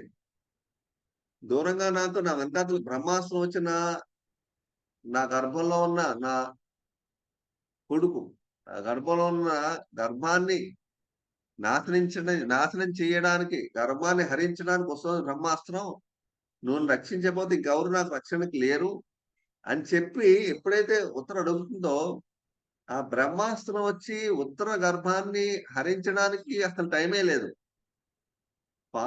అర్జునుడు అక్కడే ఉన్నాడు, పాండవులందరూ అక్కడే ఉన్నారు. వాళ్ళు ఆ బ్రహ్మాస్త్రం ఆపడానికి టైం లేదు. వాళ్ళు ఆపడానికి కొంచెం టైం పడుతుంది. అంటే అర్జునుడు రెడీ అవ్వాలి, బ్రహ్మాస్త్రం మంత్రం చదవాలి, చాలా ఉన్నాయి అక్కడ పనులన్నీ. ఇదంతా చేయడానికి టైం లేదు అక్కడ. వెంటనే కృష్ణుడే ఇమీడియట్ గా చక్రాన్ని వెంటనే వదిలేశాడు బ్రహ్మాస్త్రానికి అడ్డుకోవడానికి. అంటే అక్కడ విషయం ఏంటి? పరాక్రమవంతులైన పాండవులు ఎంత తెలివితేటలు, ఎంత శక్తి సామర్థ్యం ఉన్నా సమయానికి వాళ్ళ శక్తి సామర్థ్యాలు ఉపయోగపడలేదు. ఎందుకంటే అక్కడ సమయం లేదు కాబట్టి. కృష్ణ యొక్క అనుగ్రహం, రక్షణ ఇమీడియట్ గా కావాల్సి వచ్చింది. అందువల్ల మన జీవితంలో కూడా మనకు శక్తి సామర్థ్యం మనం అనుకుంటాం. మనకైనా రోగం వచ్చింది అనుకోండి, వ్యాధి, మనం ఏమనుకుంటాం? మన దగ్గర డబ్బు ఉంది కాబట్టి మంచి హాస్పిటల్లో జాయిన్ అయ్యి మంచి ట్రీట్మెంట్, మంచి డాక్టర్ ట్రీట్మెంట్ ఇప్పించి మన రోగాన్ని కుదుర్చుకుంటాం, పోగొట్టుకుంటాం అని మనం అనుకుని మన డబ్బు, మన యొక్క తెలివితేటలు, మన యొక్క కాంటాక్ట్స్, మనకున్న శక్తి సామర్థ్యాలు వెళ్ళి మనం హాస్పిటల్ ట్రీట్మెంట్ తీసుకోవడానికి వెళ్తాం. కానీ భగవంతుని అనుగ్రహం లేకపోతే హాస్పిటల్ ట్రీట్మెంట్ పనిచేయదు, మనిషి పోతాడు. అంటే భగవంతుని అనుగ్రహం ఆయన యొక్క రోల్ దాంట్లో ఉంది. ఆయన రోలు కూడా ఆ విషయంలో ఉంది. ఆయన పాత్ర ఉంది అందులో, మన పాత్ర ఒకటే కాదు. అందువల్ల పాండవులకి విషయం తెలుసు కాబట్టి జీవితం మొదటి నుంచి వాళ్ళు కృష్ణ మీద రక్షణకు ఆధారపడ్డారు కాబట్టి కృష్ణ ఇమీడియట్ గా వాళ్ళని అడగకుండానే రక్షించాడు పాండవుల్ని. సో అందువల్ల కృష్ణ పేరు ఏమిటి? భక్త వత్సల అని పేరు. అంటే ఏంటి? అక్కడ భక్త వత్సల అనే అదే సమయంలో కృష్ణ భక్త వత్సల పేరు ఎలా వచ్చిందంటే, యాక్చువల్ గా మహాభారత యుద్ధం ఇంకా అప్పుడే అయింది. ఇంకా అశ్వత్థామ ఇంకా బతిగా ఉన్నాడు. అశ్వత్థామ బ్రహ్మాస్త్రం వేశాడు. ఇంకా మహాభారతంతో లాస్ట్ ఆల్రెడీ అయిపోయింది. అయినా సరే అశ్వత్థామ మరణ ఇంకా మహాభారత యుద్ధాన్ని కంటిన్యూ చేస్తున్నాడు అశ్వత్థామ బ్రహ్మాస్త్రం వేసి. అంటే ఇంకా యుద్ధం కంప్లీట్ అవ్వలేదని లెక్క. అయినా సరే కృష్ణ ఏం చేశాడు? తన ప్రతిజ్ఞ ఏమిటి? మహాభారత యుద్ధంలో నేను ఆయుధాన్ని వాడను అని ప్రతిజ్ఞ చేశాడు. కానీ ఇక్కడ ఏం చేశాడు? బ్రహ్మాస్త్రాన్ని నుంచి రక్షించడానికి తన ఆయుధాన్ని వాడాడు. కృష్ణుడు సుదర్శన చక్రాన్ని వాడాడు. అంటే అర్థం ఏంటి? తన ప్రతిజ్ఞని తనే పూర్తిగా తనే మళ్ళీ పూర్తిగా తనే వదిలేశాడు. అంటే ప్రతిజ్ఞ వదిలేసినట్టు లెక్క. ప్రతిజ్ఞను పూర్తిగా తనే వదిలేశాడు. అంటే ఏంటి? ప్రతిజ్ఞ పాటించి తన మాటను తనే తప్పాడు అనమాట. మాట ఎందుకు తప్పాడంటే భక్తుల కోసం మాట తప్పుతాడు. భగవంతుడు భక్తుల కోసం తన చెప్పిన మాటను వెంటనే తప్పుతాడు. అంటే మాట వదిలేస్తాడు. అంటే మాటని తను చెప్పిన మాట అనుసరించడు. భక్తుల కోసం ఆ పని చేయాలి. అందుకే కృష్ణుడి పేరు భక్త వత్సల అని పేరు. భగవంతుడు భక్తుల్ని రక్షించాలనుకుంటే తను ప్రతిజ్ఞ తీసుకున్నా సరే దాన్ని వదిలేసి భగవంతుని రక్షిస్తాడు. దానికి ముందు ఆ విధంగా ముందుకెళ్తాడు. అంటే అందుకే ఆయన పేరు భక్త వత్సల అని పేరు. కొంతమంది ఏం ఆలోచిస్తారు? కృష్ణుడు తన మాటను తప్పాడు. తన మాటని అంటే మాట తప్పడం ఇంపార్టెంటా, లేకపోతే ఒక పరిస్థితి మహారాజుని రక్షించడం ఇంపార్టెంటా? పరిస్థితి మహారాజు కానీ ఆ రోజు లేకపోతే మనకి భాగవతం ఎలా వస్తుంది? ఈ పాటికి వచ్చేది కాదే. పరిస్థితి మహారాజుకి ఆ రక్షణ చేయకపోతే ఆ రోజు ఉత్తర గర్భంలోని పరిస్థితి మహారాజే రాకపోతే బయటికి భాగవతం ఎలా వచ్చేది? మనకు వచ్చేది కాదే. అందువల్ల కృష్ణుడు భక్తులు రక్షించాలి. భక్తుల వల్ల భగవంతుడు భక్తులు ఉత్తర కోరుకుంటోంది కొడుకుని రక్షించాను అంటే ఉత్తర కోరిక తీర్చాడు. సో ఆ విధంగా మనకి ఆలోచిస్తే భగవంతుడు ఎప్పుడు కూడా భక్తుల కోరిక తీర్చడానికి మాటను కూడా తప్పుతాడు. అంటే రక్షించడానికి దేనికి వెనుకాడడు. కృష్ణుడు రక్షించడానికి దేనికి వెనుకాడడు. జయద్రుడిని ఎలా చంపాడు? చక్రాన్ని అడ్డుపెట్టి చంపాడు జయద్రుడిని. అలాగే భీష్ముడు ఎలా చంపాడు? శిఖండిని తీసుకొచ్చి చంపాడు. అది ద్రోణుని ఎలా చంపాడు? అశ్వత్థామ చనిపోయాడనే ఒక విషయాన్ని ఎవరు దుర్యోధన చేత చెప్పి, అంటే అది ఏనుగు చనిపోయినట్టు చెప్పించాడు. ఒక పక్కన ఆ విధంగా అది ఒక అదే తప్పు మాట కింద ఆ విధంగా అక్కడ విషయాన్ని మేనేజ్ చేసి ఆ ద్రోణుడికి తప్పుగా విషయం వినబడేటట్టు చేయించాడు. ఇదంతా ఎందుకు చేశానంటే భక్తుల కోసం, ధర్మాన్ని నిలబెట్టడానికి. సో భగవంతుడి యొక్క యాక్టివిటీస్ అలా ఉంటాయి.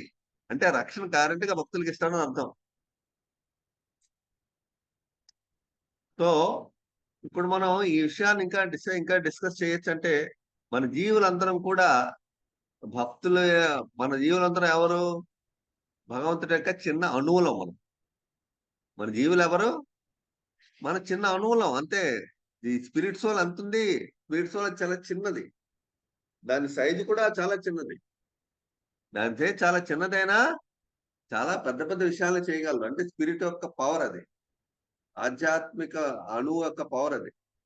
అంత అంత ఆధ్యాత్మిక అంత చిన్నదైనా సరే చాలా పెద్ద పెద్ద విచిత్రమైన పనులు చేయగలరు. అంత అంటే స్పిరిట్ యొక్క పవర్ అది. అందువల్ల మనం ఎప్పుడూ కూడా భగవంతుని ఆధారపడే ఉన్నాం మనం. ఫర్ ఎగ్జాంపుల్ మనకి మన జీవితంలో మనకి కావాల్సినవి ఆయనే ఇస్తున్నాడు. అదే కాదు, మనకి తెలియకుండానే మన జీవితంలో చాలా సార్లు మనం రక్షిస్తున్నాడు. మనకు తెలియదు. ఒక్కొక్కసారి మనం ఏదో ఆపదలో పడబోతుంటాం. క్షణంగా మనకి ఆపద నుంచి ఆటోమేటిక్ గా మనకి రక్షణ లభిస్తుంది. మనం బయటపడిపోతాం ఆపద నుంచి. అది చాలా మంది జీవితాలు ఎక్స్పీరియన్స్ అయింది. అది యాక్చువల్ గా భగవంతుడు ఆ విధంగా రక్షిస్తాడు మనకు తెలియకుండానే. సో అందువల్ల జీవులకి ఇంత ఆధ్యాత్మిక జీవులు కంపల్సరిగా కృష్ణుని ఆధారపడవలసిందే. వాళ్ళకి ఇంకో మార్గమే లేదు. ఎందువల్లంటే ఈ ప్రపంచంలో మనం బతకాలంటే కృష్ణుని రక్షణ లేకపోతే ప్రపంచంలో బతకలేము. ఫర్ ఎగ్జాంపుల్ ప్రభుపాద ఉన్నారు. ఇస్కాన్ మూవ్మెంటే ఉంది. ఇస్కాన్ మూవ్మెంట్ ప్రభుపాద ఎలా స్టార్ట్ చేశారు? అసలు ఏ సపోర్ట్ లేకుండా అమెరికాలో స్టార్ట్ చేసి ఎన్నో ప్రాబ్లమ్స్ ఫేస్ చేస్తూ కృష్ణ మీద పూర్తిగా ఒకసారి ఏమైందంటే ఒక డివోటీ, ఈ కథ చాలాసార్లు మనం చెప్పుకుని ఉంటాం. ఒక డివోటీ ఉన్నాడు. ఆయన అంతకుముందు ఒక పెద్ద దొంగ అనమాట.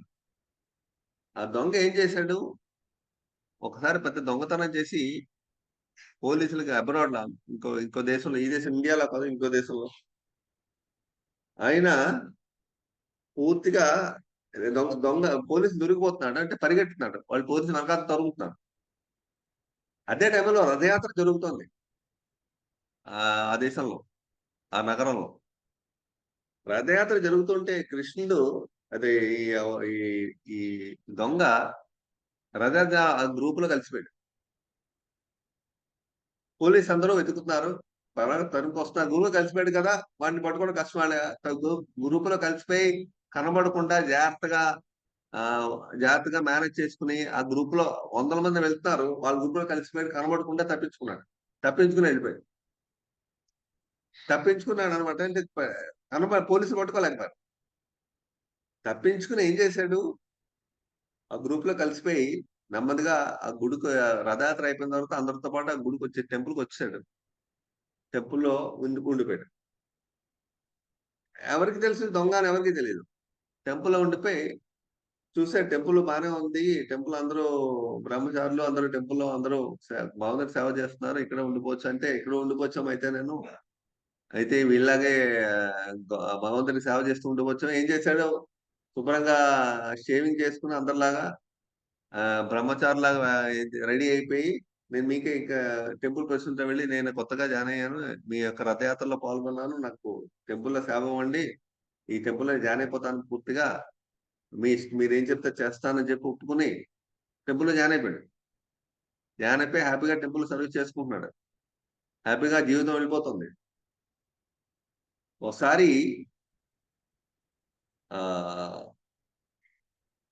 పేపర్లో పడుతుంది ఆ దొంగ గురించి. పేపర్లో పడగానే పేపర్లో వస్తుంది. అప్పుడు ఈయనకి డౌట్ వస్తుంది, పొరపాటున ఈ విషయం తెలిసింది అంటే మన ఇస్కాన్కే, ఆ టెంపుల్కే తప్పు చెడ్డ పేరు వస్తుంది అని చెప్పి వెంటనే ఆయన వెళ్ళి ఏం చేస్తాడంటే ఆ టెంపుల్ ప్రెసిడెంట్ దగ్గరికి వెళ్ళి చెప్తాడు, యాక్చువల్గా నేను ఎవరినంటే, నేను ఇలాంటి పరిస్థితుల్లో మీ యొక్క రథయాత్ర జరుగుతుంది, దాంట్లో నేను కలిసిపోయాను, నన్ను పోలీసులు వెంటాడుతుంటే కలిసిపోయాను నేను, అందువల్ల నేను ఏం చేయాలో తెలియలేదు, నాకు కలిసిపోయి మీతో వచ్చేసాను, టెంపుల్లో జాయిన్ అయిపోయాను, యాక్చువల్ నన్ను పోలీసులు వెతుకుతున్నారు అని చెప్తే వెంటనే అమ్మో ఎలాగైతే చాలా అంటే మంచిది కాదు, ఎందుకంటే రేపు పొద్దున్న నువ్వు ఇక్కడ ఉన్నావని తెలిస్తే మా టెంపుల్కే, ఇస్కాన్కి పెద్ద చెడ్డ పేరు వస్తుంది ఈ దేశంలో, అందువల్ల నువ్వు ఏం చేస్తావంటే వెళ్ళి పోలీసులకి లొంగిపో, వాళ్ళని తీసుకెళ్లి దీంట్లో కోర్టులో పెడతారు. కోర్టులో పెట్టి కోర్టులో నీ యొక్క విషయం చెప్పి, నువ్వేం చేస్తున్నావో, నువ్వు ఇప్పుడు ఎక్కడ ఉన్నావో, ఏం చేస్తున్నావో, ఇంతకుముందు నువ్వేం చేసావో అవన్నీ చెప్పి, కృష్ణుడు ఏ విధంగా రక్షిస్తాడో ఆ విధంగా రక్షిస్తాడు. నువ్వు కృష్ణు యొక్క శరణాగతి పొందావు, పూర్తిగా కృష్ణ జీవితాన్ని ఇంకా ఇక్కడ సేవ చేసుకుంటూ ఉన్నావు, కృష్ణుని కాపాడుతాడు. కృష్ణ కాపాడరు, ఆయనే కాపాడుకుంటాడు, ఆయనే చూసుకుంటాడు నీ విషయం. అందువల్ల నువ్వు వెళ్ళి ఒప్పేసుకోవాలి.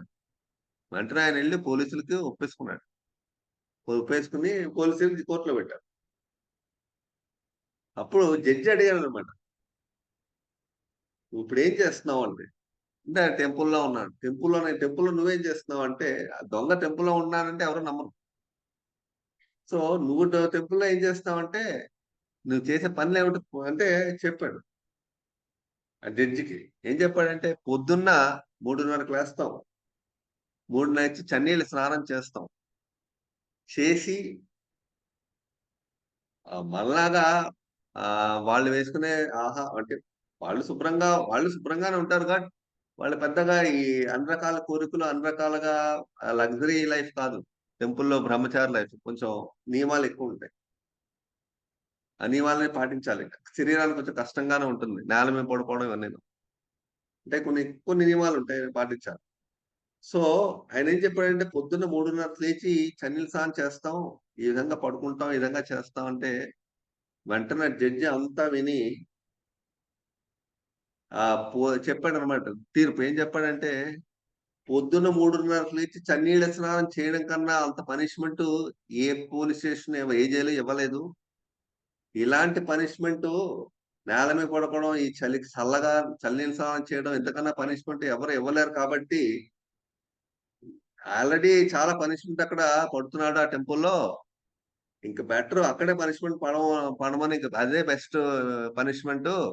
ఇంకా ఈ తీసి జైల్లో పడడం అనవసరం, జైల్లో పెట్టి ఎక్కడ పోషించడం ఎందుకు, అన్ని రకాల ఫెసిలిటీస్ ఇచ్చి ఆ పనిష్మెంట్ అక్కడే పెట్టడం బెస్ట్ అని చెప్పి కోర్టు జడ్జి తీర్పు ఇచ్చేసాడు. సో హ్యాపీగా టెంపుల్కి వచ్చాడు. సో కృష్ణ యొక్క రక్షణ తీసుకున్నాడు కాబట్టి కృష్ణ మేనేజ్ చేస్తాడు మొత్తం.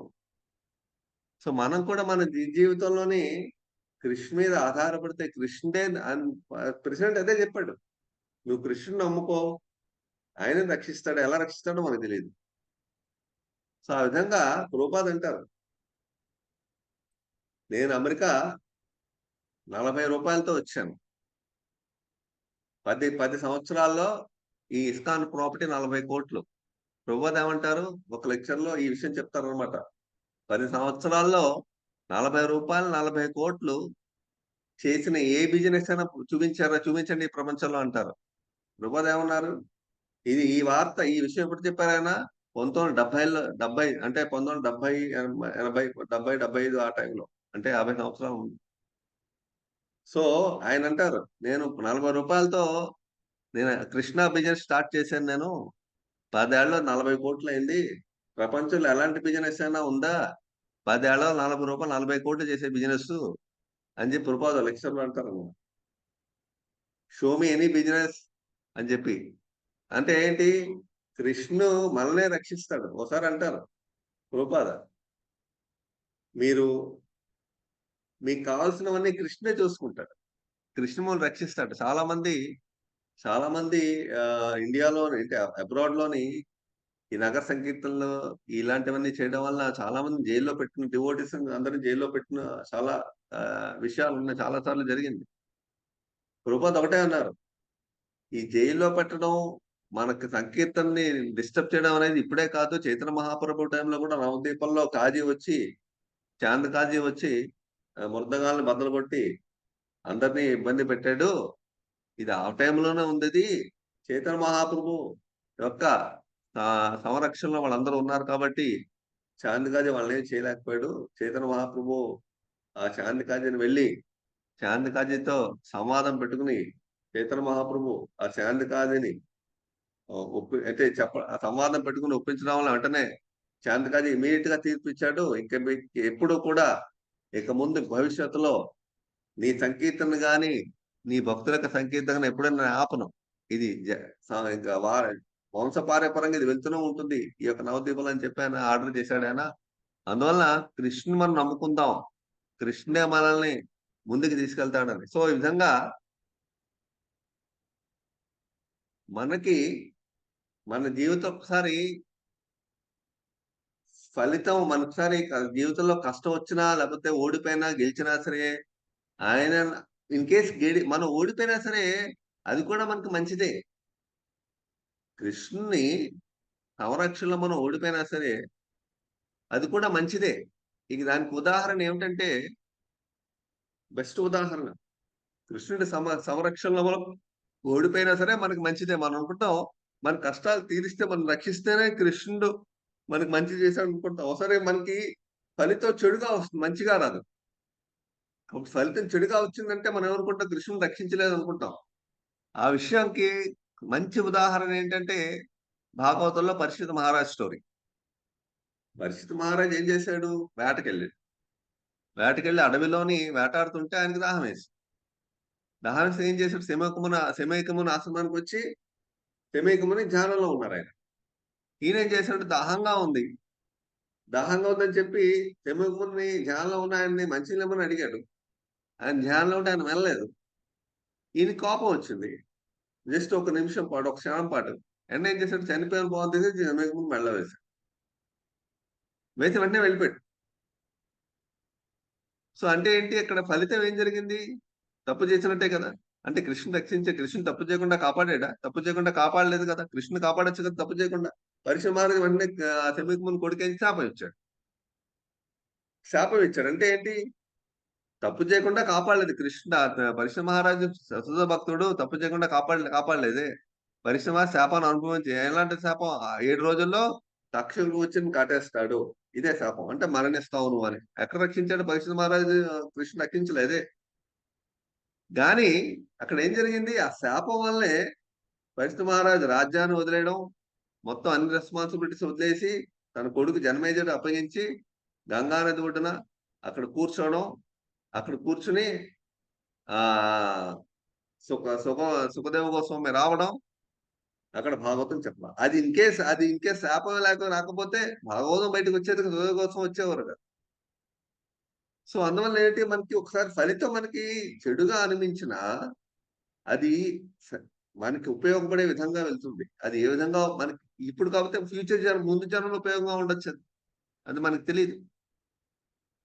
అందువల్ల భగవంతుడి యొక్క ఇచ్ఛ, భగవంతుడి యొక్క ప్లానింగ్ ఎలా ఉందో దానికి మనం ఎప్పుడు సరెండర్ అవ్వాలి.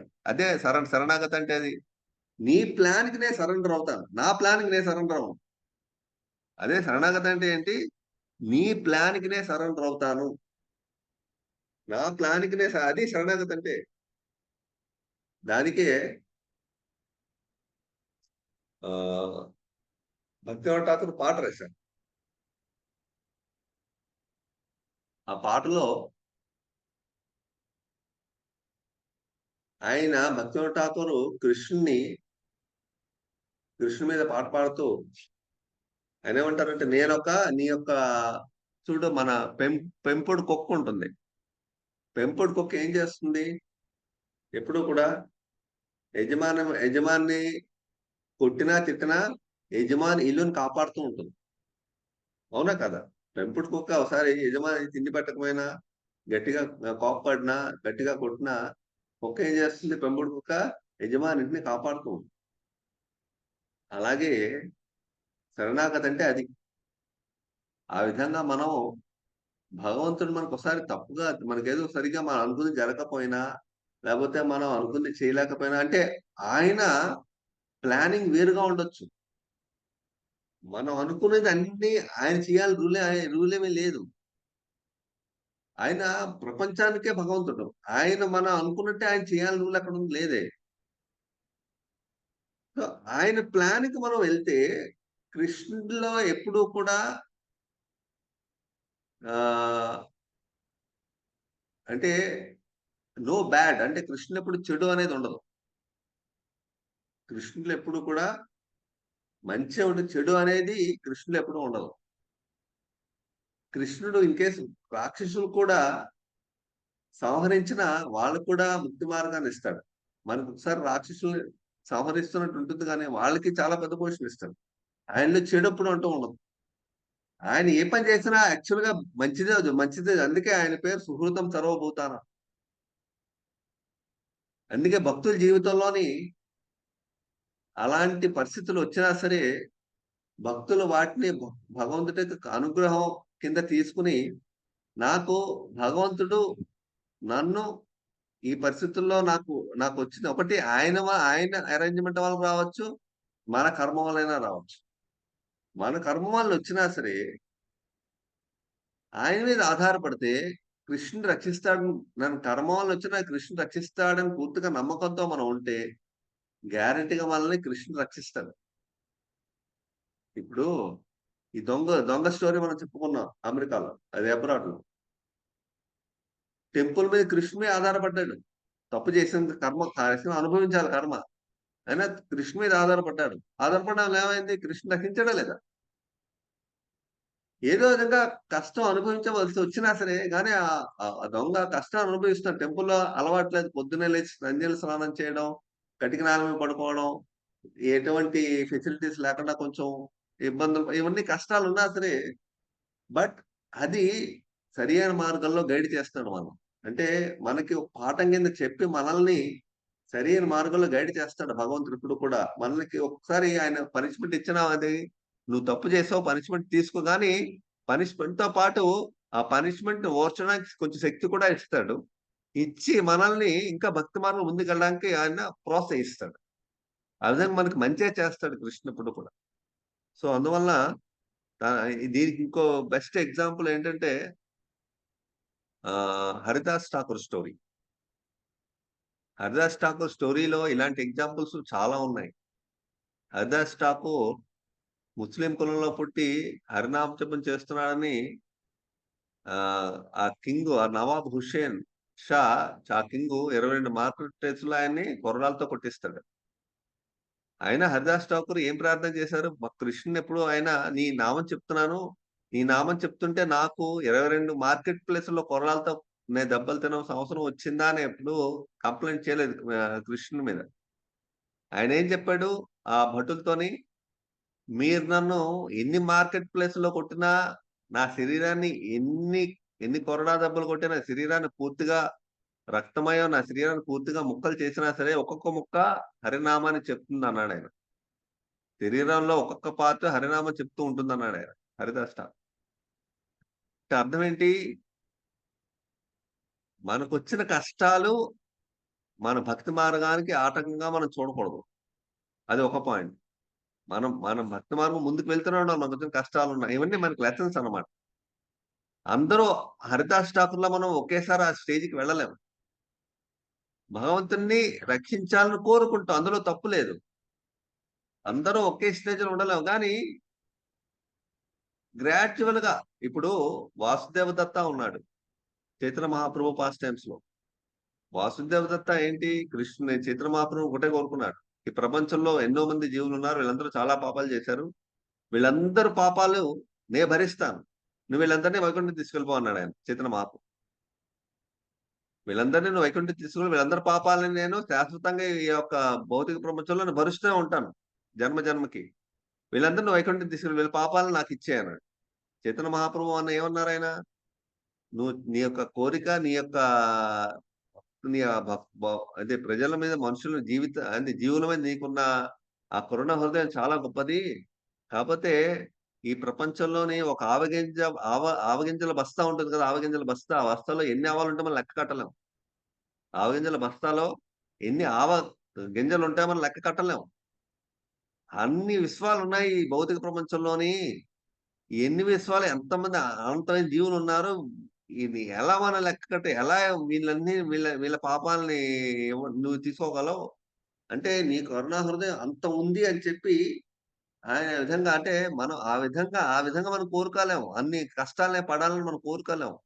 కాకపోతే మనకేంటంటే ఒకేసారి ఆ స్టేజ్కి వెళ్ళకపోయినా భగవంతుడిని నాకు సహించే శక్తి నాకు ఇవ్వు, నాకు వచ్చిన కష్టాలు చాలా చిన్నవి, నాకు సహించే శక్తి నాకు లేదు, నాకు ఇవ్వు అని చెప్పి కోరుకుంటూ ఆయన నీ నామం చెప్పడానికి నాకు ఆ శక్తి ఇవ్వు, నీ యొక్క సేవ చేయడానికి నాకు కష్టాలున్నా నీ సేవ చేయడానికి నాకు శక్తి ఇవ్వు. అది నా కర్మ వల్లే కష్టాలు వచ్చాయి తప్పించి నువ్వు రక్షించ. ఎందుకంటే ఇంకో విషయం కూడా మనం ఆలోచించాలి ఇక్కడ. మనం కష్టాలు వచ్చినా ఆయన నామం చెప్పగలుగుతా ఉంటే ఆయన యాక్చువల్గా మనం రక్షిస్తున్నాడు. కష్టాలు వచ్చినా ఆయన నామం మనం చెప్పగలుగుతున్నాం అంటే ఆయన యాక్చువల్గా మనం రక్షించి మన భక్తిని కాపాడుతున్నాడు కాబట్టి ఆయన నామం చెప్పగలుగుతాం, చెప్పలేము.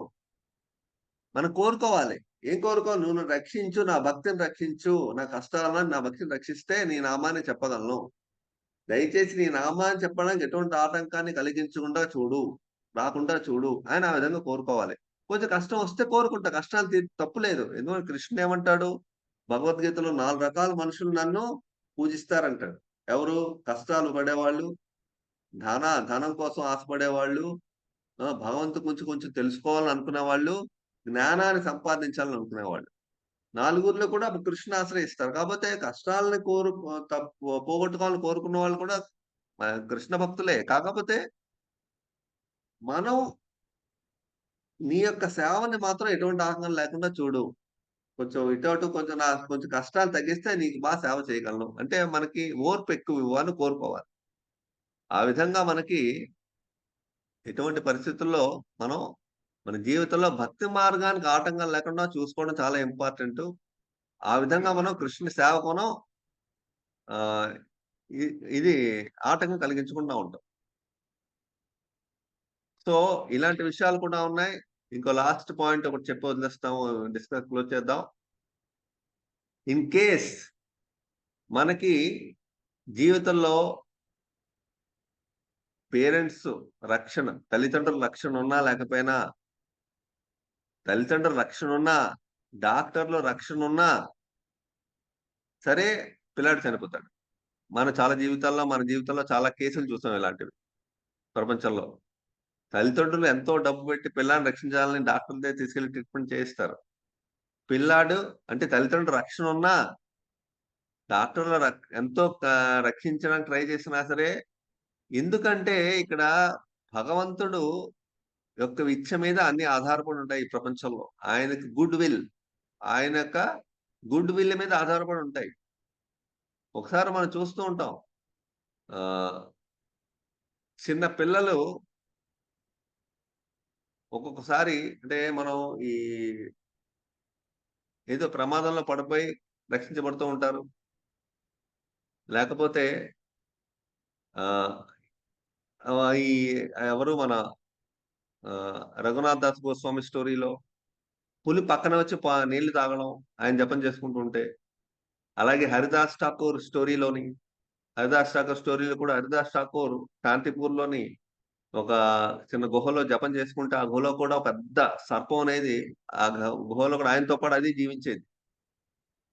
చాలా మంది మనుషులు హరిదాస్ ఠాకూర్ చూడడానికి వచ్చినప్పుడు కొంచెం మంది భయపడిపోయి ఆ సర్పం యొక్క వాసన, ఆ విషయం యొక్క వాసన చూసి వాళ్ళకి భయపడి, దయచేసి మీరు ఇవాళ నుంచి ఈ గుహలో ఉండి ఇంకో చోటకు మార్చుకోండి, మేము రాలేకపోతున్నాం ఇక్కడికి, మీతో మీ సాంగత్యాన్ని తీసుకోవాలి, మాకు భయం వస్తుంది, సర్పం ఎప్పుడు బయటకు వస్తున్నా అని. అంటే హరిదాస్ ఠాకూర్ ఏమన్నారంటే ఒకటే చెప్పారు, మీరు జపం చేయడానికి నాతో ఉండి భగవంతుని నామాన్ని చెప్పడానికి వచ్చినప్పుడు మీ మనసు అవన్నీ అంటే మొదట్లో ఆయన 4 కొన్నాళ్ల పాటు వాళ్ళకి హితబోధ చేసి మీరు అవన్నీ పట్టించుకోవద్దు, మనం హ్యాపీగా జపం చేసుకుందాం అని హితబోధ చేయడం మొదలు పెట్టారు. హితబోధ చేసి మీరు అవన్నీ పట్టించుకోవద్దు, ఈ ప్రపంచంలో నిజంగా ఆ పాము వచ్చి మనల్ని కాటే వేయాలని కృష్ణుడు అనుకుంటే కాటేస్తుంది. నేను ఈ జపంలో కూర్చుని ఎన్నాళ్ళ బట్టో నేను జపం చేస్తున్నాను కానీ నాకు ఎప్పుడూ ఆ వాసన రాలేదు. మీకేదా వాసన, విషం వాసన వస్తుంది, మీరు నాకు ఎప్పుడు వాసన కల్పించలేదు రాలేదంటారు హరిదాస్ ఠాకూర్ మొదటిసారి. తర్వాత ఏమంటారు, రెండోసారి మీకు నిజంగా పాము వచ్చి కాటేసి మీరు మరణించాలంటే ఆటోమేటిక్ కృష్ణ ప్లాన్ అంటే మీరు ఎలాగపోతారు. నేను ఇక్కడే ఉన్నా, నాకు హరిదాస్ ఠాకూర్ నేను ఇక్కడే ఉన్నా, నాకు పాము వచ్చి కాటేయాలని కృష్ణ చెప్తే ఆ కాటేస్తున్నాను. సో అది భగవంతుడి చేతిలో, పాము చేతిలో ఏమీ లేదు. ఈ విధంగా ఎన్నో హితబోధలు చేసినా వాళ్ళకి ఆ భయాన్ని వాళ్ళు తట్టుకోలేకపోగా ఎలాగైనా ఖాళీ చేసి వెళ్ళిపోండి, మేము మీదే రాలేకపోతున్నాం అని. ఓకే, మీకోసమే ఖాళీ చేస్తానని అనుకుంటారు. ఓకే, రేపొద్దున ఖాళీ చేస్తాను, రేపటి నుంచి ఇక్కడ ఉన్నాను. ఎప్పుడైతే ఆ మాట అంటారో మరుక్షణమే నెమ్మదిగా ఆ పాము అందరి ఎదురుగుండా బయటకు వచ్చి ఆ గుహలో చెల్లిపోతారు అన్నట్టుగా. అంటే ఏంటంటే అప్పుడు హరిదాస్ ఠాకూర్ చూసారా, మీరు కోరుకుంటున్నారు ఇక్కడ నేను వెళ్ళిపోవాలని ఇక్కడి నుంచి, ఆ పాము యొక్క హృదయంలో కూడా పరమాత్ముడు కృష్ణుడు ఉంటాడు. ఆ విధంగా పాముని బయటికి ఆయనే గైడ్ చేసి బయటికి పంపించాడు. అందువల్ల చిన్నపిల్లలు ఒకసారి మనం చూస్తుంటాం, ఏదైనా పొరపాటున ఏదైనా ఆపదలో పడి రక్షించబడుతూ ఉంటారు అనుకోకుండా. అలాగే పెద్దవాళ్ళు కూడా ఆ విధంగానే. అందువల్ల ఏంటంటే ఒకసారి తల్లిదండ్రులు సరిగ్గా చూసుకోలేకపోతే ఆపదలు రక్షించగలుగుతూ ఉంటారు. అందువల్ల రక్షించబడుతూ ఉంటారు. ఇవన్నీ కారణం ఏంటంటే భగవంతుడి యొక్క అనుగ్రహం ఉంటే అన్ని ఆటోమేటిక్ జరుగుతాయి. మనకి తల్లిదండ్రులు రక్షణ ఇచ్చినా, డాక్టర్లు రక్షణ ఇచ్చినా, భగవంతుడి అనుగ్రహం లేకపోతే ఏదీ జరగదు. మన అలాగో పూర్తిగాని వదులు. ఈ విధంగా అంటే భగవంతుడి రక్షణ అనేది ఎప్పుడు మనకు కావాలి. ఆయన రక్షణలోనే మనం జీవిస్తున్నాం. నీ మీదనే నేను ఆధారపడ్డాను. నువ్వు మంచి చేసిన తెలుగులో సామెత ఉందిగా, పాల ముంచిన నేంట ముంచిన నువ్వే నన్ను చూసుకోని, నారు పోసిన నీరు పోసిన నువ్వే నాకు పోయాలని, ఈ రకరకాల సామెతలు తెలుగులో ఉన్నాయి. అందువల్ల ఆయన ఏ విధంగా ముంచినా సరే నువ్వే నన్ను చూసుకో, గ్యారంటీ కృష్ణుడు ఎప్పుడు మనకి రక్షిస్తాడు కానీ చెడు ఎప్పుడు చేయడు అని. అదే భక్తుల ఠాకూర్ పాట రాశారు, అవశ్య రక్షిపై కృష్ణ విశ్వాస పాలన. తప్పనిసరిగా కృష్ణుడు మనం రక్షిస్తాడు, ఆయన చెడు ఎప్పుడు మనకు చేయడు అనే ఉద్దేశాన్ని మనం అర్థం చేసుకుని ఈ విధంగా ఈ రోజు మనం ఈ యొక్క పాయింట్స్ డిస్కస్ చేసాం. మీరందరూ కూడా భాగవతంలో గజేంద్ర మోక్షం, ప్రహ్లాదుడి గురించి అనేక రకాల ఇలాంటి విషయాలు చెప్పగలరు. ద్రౌపది గురించి చెప్పచ్చు, బలి మహారాజు గురించి, అందరూ కూడా అనేక రకాల కథలు ఉన్నాయి ఈ శరణాగతి మీద. సో ఇవన్నీ మనకి ఏం నేర్పుతున్నాయంటే మన యొక్క యాటిట్యూడ్ ఏ విధంగా ఇంప్రూవ్ చేసుకోవాలో నేర్పుతున్నాయి. ఈ శరణాగతి అంటే మన యాటిట్యూడ్ ఇంప్రూవ్మెంట్ అనమాట, మన యాటిట్యూడ్. అలాగే బలి మహారాజ్ స్టోరీ ఆత్మ నివేదన, అది నెక్స్ట్ మనం డిస్కస్ చేద్దాం, నెక్స్ట్ వారంలో వీలు చూసుకుని నెక్స్ట్ వారంలో.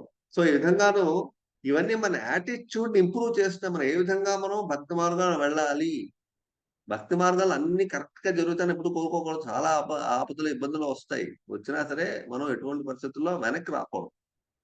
భగవంతుని కోరుకుంటూ భగవంతు హెల్ప్ తీసుకుంటూ ముందుకు వెళ్ళాలని ఒక దృఢ నిశ్చయంతో మనం ముందుకు వెళ్ళాలన్నమాట. అదే సరెండర్ అంటే, అది విషయం. సో మీకు కూడా చాలా విషయాలు తెలుస్తూ ఉంటాయి, ఇప్పటికి వినే ఉంటారు అన్ని చోట్ల. బట్ ఇవాళ వీలైన కొంచెం డిస్కస్ చేస్తాం. మీకు ఏమన్నా ఇన్ కేసు సందేహాలు కానీ లేకపోతే ఎటువంటి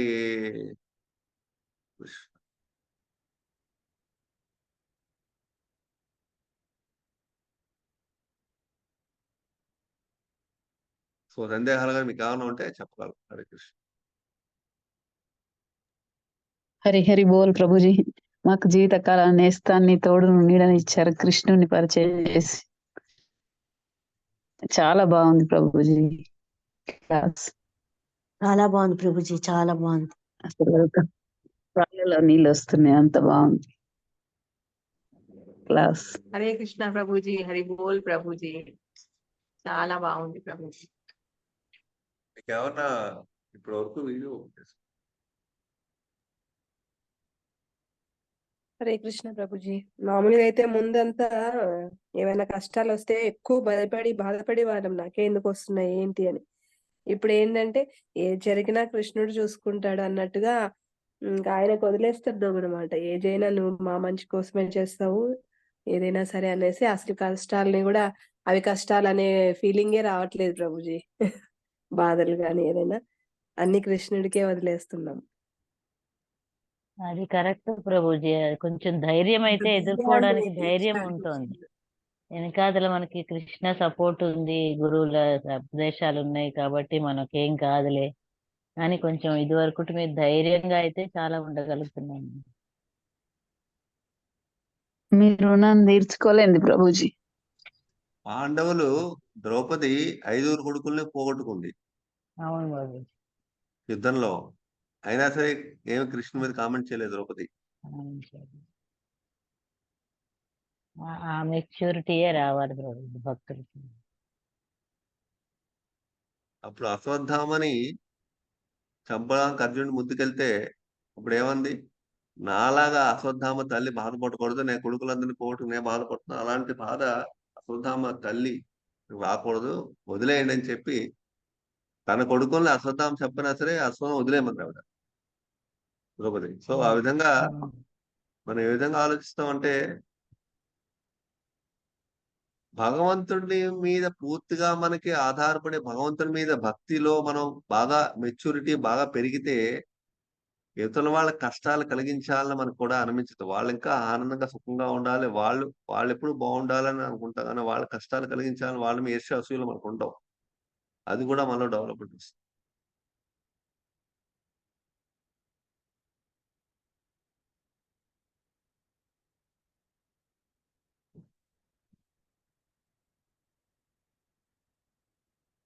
ప్రభుజీ నేను మాల కౌంటింగ్ మిషన్ తో చేయడం స్టార్ట్ చేశాను ప్రభుజీ. మాల తిప్పలేకపోతున్నాను, ఫింగర్స్ బాగా పెయిన్ వస్తున్నాయి. అంటే మీరు ఇదివరకు ఒకసారి అన్నారు చేయలేకపోతే కౌంటింగ్ మిషన్ తీసుకోమని. రీసెంట్ గానే స్టార్ట్ చేశాను ప్రభుజీ, చెప్దాం అనుకుంటున్నాను. అంటే కొంతమంది 2 చేతులు పట్టుకుని తిప్పుతారు. అంటే లెఫ్ట్ హ్యాండ్ వాడచ్చో లేదో నాకు తెలియలేదు ప్రభుజీ. అంటే 2 కొంతమంది ఏం ఫింగర్స్ చేస్తారంటే రకరకాల, అంటే కొంతమంది ఒక చిన్న మంచి క్లాత్ పెట్టుకుని ఆ క్లాత్ టేబుల్ ఎక్కడ మనం జపం చేస్తారు, ఆ క్లాత్ పెట్టుకుని టేబుల్ మీద లేకపోతే ఎక్కడో కూర్చుని జపం చేస్తారు, ఆ క్లాత్ ఒళ్ళో పెట్టుకుని ఆ క్లాత్ మీద మాల వేసుకుంటారు. అంటే బ్యాగ్ లో కాకుండా మాల వేసుకుని చేత్తో మామూలుగా తిప్పుతారు. అంటే క్లాత్ మీద మాలని చేత్తో దాని వెయిట్ ని పట్టుకోకర్లేదు, మాల మీద అలా క్లాత్ కూడా ట్రై ఉంటుంది. చేశాను ప్రభుజీ. ఆ చేత్తో మాలుగా వేళ్లతో ఆ మాలను తిప్పుతారు అంతే. అంటే మాల మొత్తం క్లాత్ మీద ఉంటుంది. ఆ గుడ్డ మీద మంచి నీట్‌గా ఉంటుంది. దానివల్ల ఏంటంటే అలా తిప్పుతూ చేస్తుంటారు. అంటే కొంచెం పెద్ద వయసొచ్చిన తర్వాత వేళ్ళలో అంత శక్తి ఉండదు పట్టుకొని చేయడానికి. అప్పుడు ఆ విధంగా చేస్తూ ఉంటారు. ఇప్పుడు కౌంటింగ్ కొంతమంది మిషన్ 2 తో చేతులతో చెయ్యొచ్చా చేస్తారు. ప్రభుజీ మరి? అంటే మాలతో చేస్తే అడ్వాంటేజ్ ఏంటంటే, మాల మన 2 వేళ్ళు ఆ యొక్క పొజిషన్ ఉంది కదా! ఆ పాయింట్. అది మన మైండ్‌కి కాన్సంట్రేషన్ కుదురుస్తుంది. సో, అందువల్ల అది ఫిజికల్‌గా ఒక ఇది. రెండోది ఇంకోటేంటంటే, వేప, తులసి ఈ 2 కూడా ఆధ్యాత్మికంగా మాల చేయడం అంటే, ఈ జపం చేయడానికి చాలా సహకరిస్తాయి. వేప చెట్టు, తులసి శుద్ధంగా మన హృదయాన్ని శుద్ధంగా ఉంచడానికి. ఇవి ఏంటంటే, మన ఆలోచనలు ఇవన్నీ కూడా ఆధ్యాత్మికంగా మనకు సపోర్ట్ చేస్తాయి. వేప, తులసి. అందువల్ల మాల అనేది వీటితో తయారు చేస్తారు కాబట్టి, ఈ క్లిక్కర్ అదే ఉంటది కదా! అదో మెషిన్ అంతే. అదే అంటే ఇది 4, 5 మాలలు చేయంగానే ఇంకా థంబ్ విపరీతంగా పెయిన్ వచ్చేస్తుంది ప్రభుజీ నాకు. హ్మ్. అదే ప్రాబ్లం. ఇదివరకటి మీద కొంచెం మెడిసిన్స్ వాడుతున్నాను తగ్గింది గానీ, మాల తిప్పితే మటుకు ఇంకా చాలా తిమ్మిరి వచ్చి మాల కింద అంటే మీరు మాల పడేసేది. చేత్తో వేళ్ళ మీద ఇలా వేళ్ళ మీద వేసుకొని చేస్తే మీకు ప్రాబ్లమ్ వస్తుంది. యాక్చువల్ ఆ గా మాల ఒళ్ళో మాల బరువు ఒళ్ళో వేసుకుని తిప్పుతూ ఉంటాను ప్రభుజీ. అంటే మీరు కానీ ఈ ఇప్పుడు ఈ 4 వేళ్ళు కలిపి తిప్పొచ్చు. ఒక వేలుతో తిప్పాలనేమీ లేదు. 4 వేళ్ళు కలిపి పట్టుకొని తిప్పుతూ ఉంటారు కొంతమంది. పెద్దవాళ్ళు. అంటే బాగా వయసొచ్చిన వాళ్ళు. 4 వేళ్ళు కడుక్కొని తిప్పుతూ ఉంటారు. అంటే ఈ ఈ చూపుడు వేలు కాకుండా మిగతా 4 వేలతో మాల పట్టుకుంటారు. పట్టుకొని అలా తిప్పుకుంటూ ఉంటారు. 4 వేలతో పట్టుకోవచ్చు మాల. మన బ్యాగ్‌లో వేసినా సరే 4 వేళ్ళు కలుస్తూ ఉంటాయి. మాలకి తగిలే ఉంటాయి కదా! అంటే ఇది థంబ్ ఫింగర్స్ 2 ప్రాబ్లమ్ ప్రభుజీ. నాకు బ్లడ్ సర్క్యులేషన్ అక్కడ ప్రాబ్లమ్ ఉందని చెప్పారు. చూసుకోండి మీ యొక్క అంటే మీరు పరిస్థితి. చెయ్యొచ్చంటే చేస్తాను. లేకపోతే మాలతోనే ఎన్ని చేయగలిగితే అంటే అన్ని. అడ్వాంటేజ్ ఎక్కువ మనకి బావుంటుంది జపం అయితే వీలైనంత వరకు చేయండి. లేదు చేయడమే కుదరదు కంప్లీట్‌గా అంటే ఆహ్, క్లిక్కరే. మెయిన్ ఎంత మీరు క్లిక్కర్‌తో చేసినా, మాలతో చేసినా హరినామం అనేది మనం వింటే నోట మనం చెప్పేది వింటే అప్పుడే దాని మీదే యాక్చువల్ ఫలితం దాని మీదే ఉంటుంది. అది మాలతో చేశారని ఆహ్, చాంటింగ్‌లో టేస్ట్ వచ్చేస్తుందా అదేమీ లేదు. బట్ తులసిమాల యొక్క దాని అవును. కొంచెం మంచిది. విశిష్టత. తులసిమాలతో చేస్తే మంచిది. బట్ మెయిన్ కాన్సంట్రేషన్ హరినామం చేస్తున్నప్పుడు వినడం అనేది చాలా ముఖ్యం. అది మనం చేస్తే సరిపోతుంది. మీరు క్లిక్కర్‌తో చేసినా. చేస్తున్నాను ప్రభుజీ. అది అది ప్రాబ్లమ్ అసలు రావట్లేదు. క్లిక్కర్‌తో చేసినా సరిపోతుంది. No problem. బట్ చాంటింగ్ చేస్తున్నప్పుడు వినగలగాలి. మా హరినామ టేస్ట్‌కి మనం ఎక్కువ ట్రై చేయాలి. అంటే టేస్ట్ ఎలా ఏం చేయాలి? హరినామం చేస్తున్నప్పుడు ఏం చేయాలి మనం? ఫస్ట్ కృష్ణనామానికి కృష్ణునికి మధ్య వ్యత్యాసం లేదని ఫస్ట్ మాట గుర్తుంచుకోవాలి. అది లేకుండా చేస్తే మనం చాంటింగ్ ఇంపర్సనల్ అయిపోతుంది. అవును. అదొకటి. ఇంకోటేంటంటే కృష్ణుడిని తలుచుకుంటూ జపం చేస్తూ ఉండాలి. మైండ్ ఇటు అటు వెళ్ళకుండా. చైతన్య ఎదురుంగా కృష్ణ మహాప్రభువుని ఫోటో రాధాకృష్ణుని పెట్టుకుంటాను. తలుచుకుంటూ జపం చేయాలి. ఓకే. వాళ్ళని గుర్తుంచుకుంటూ జపం చేయాలి. వారిని మర్చిపోకూడదు. హ్మ్. అది హరిన కృష్ణ మహామంత్రులు రాధాకృష్ణ చైతన్య మహాప్రభువే. వాళ్ళని గుర్తుంచుకుంటూ జపం చేయాలి. అప్పుడే వాళ్ళ మీద మనకి ఫోకస్ ఉంటుంది. లేకపోతే మన మైండ్ ఏదో ఆలోచిస్తూ ఉంటుంది. అలా జపం వెళ్ళిపోతాం. అది అవును. ఇన్‌అటెంటివ్ చాంటింగ్ అంటే అటెన్షన్ లేక సావధానంగా ఉండదు. మంచిది కాదనమాట. అది మెయిన్ ఇంపార్టెంటు. మీరు మాలతో చేసినా, క్లిక్కర్‌తో చేసినా అది సెకండరీ. ధన్యవాదాలు. హరే కృష్ణ ప్రణామ్.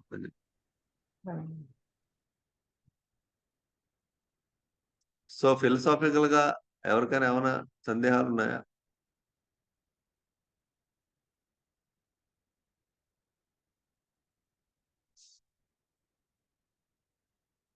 లేపోతే ఇంకేమన్నా ఇప్పటివరకు ఏమైనా చదివే విషయాలు గాని, అందరూ బానే బుక్స్ చదువుతున్నారా? జపం చేయడం ఒకటే కాదు, పుస్తకాలు కూడా చదవాలి. ఎవరి దగ్గర పుస్తకాలు లేకపోతే దయచేసి ఏదో ఒక పుస్తకాలు తెచ్చుకొని చదవండి. లేకపోతే పుస్తకాలు లేకపోతే మాకు చెప్పినవి పంపిస్తాం. పుస్తకాలు చదవకుండా ఒక జస్ట్ ఏదో చాంటింగ్ చేసేస్తే అన్నీ జరిగిపోవు. సో, కంపల్సరీగా బుక్స్ చదవాలి. చదివితేనే కృష్ణ భక్తి మనకు అర్థమవుతుంది. జస్ట్ జపం చేసిస్తే ఏం వచ్చేది అంటే జపంలో అంత పర్ఫెక్షన్ మనకు లేదు కాబట్టి, అంత పరిపూర్ణత లేదు కాబట్టి కంపల్సరీగా మనం బుక్స్ చదివి తీరాలి, అర్థం చేసుకోవాలి. అలాగే భక్తిని పెంచుకోవడానికి బుక్స్ చాలా ఉపయోగం. సో మంచి భాగవతం కానీ, భగవద్గీత కానీ, భక్తి రసామృత సింధు కానీ, ఉపదేశామృతం ఇలాంటి కృష్ణ బుక్, కృష్ణ పాస్ట్ లీలలో ఉన్న బుక్, ఇలాంటివన్నీ చదివితే మనకి భక్తి మార్గం మనకి ఇంప్రూవ్.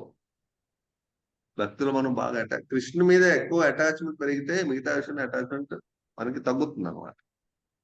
కృష్ణుని అటాచ్మెంట్ తగ్గిందంటే మిగతా విషయాల అటాచ్మెంట్ పెరుగుతుంది. చూసుకోను మనలో మిగతా విషయాల అటాచ్మెంట్ ఎక్కువ అవుతుందా, కృష్ణుని అటాచ్మెంట్ ఎక్కువ అవుతుంది, మనం చెక్ చేసుకుంటూ ఉండాలి.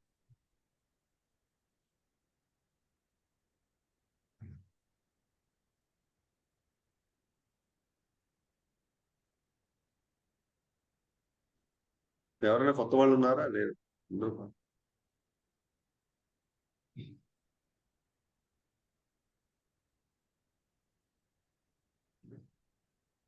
హరే కృష్ణ. ప్రభుజీ సో మేము కాకినాడ ఇస్కాన్కి వెళ్ళామండి ప్రభుజీ. ఓకే. మన మహాదాన్య ప్రభు. ఓకే. మహాదాన్ని ఆయన కూడా కలుసుకున్నాను నిన్న. వాళ్ళ ఇంట్లో పూజ చేసాం మేము వెళ్ళాం పూజ టైంకి. ఓకే. చాలా బాగుందండి. కాకినాడ ఇస్కాన్ కూడా ఇంకా స్లోగా ఇంకా డెవలప్ చేస్తాను. ఇంకా ముందు హాల్ కనుక దూరం రోడ్డుకి కొంచెం రోడ్డు సరిగ్గా లేదు. అంటే ట్రాక్టర్ లారీలు వెళ్ళి రోడ్డు కాబట్టి కొంచెం కచ్చా రోడ్ అయిపోతాం. మ్యాక్సిమం రోడ్డు వేశారు కానీ రోడ్డు బాగుండదు. కానీ చాలా బ్యూటిఫుల్ గా ఉంది. సైట్ మాత్రం చాలా బాగుంది. ఇంకా డెవలప్ చేస్తున్నారు ఇప్పుడే. ఇనిషియల్ స్టేజ్ లో ఉంది. మధ్యాహ్నం హారతి టైంకి వెళ్ళాం, చాలా బాగా జరిగింది.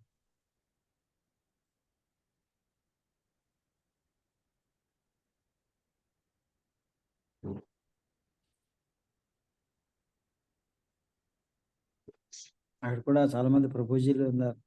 రఘునాథ్ దాస్ గారు ఉన్నారు ప్రభుజీ. ఓకే. ఓకే. ఇంకా అనంత శేష్ దాస్ గారు వాడు భగవద్గీత 3వ అధ్యాయం 43వ శ్లోకం చెప్పారు. వ్యాఖ్యానం చెప్పారు.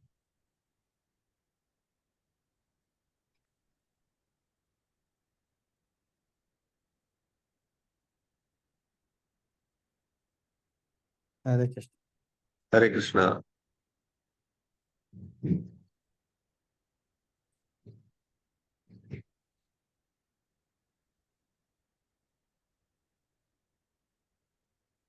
ఓకే. ఇంకా ఎటువంటి సందేహాలు లేవా?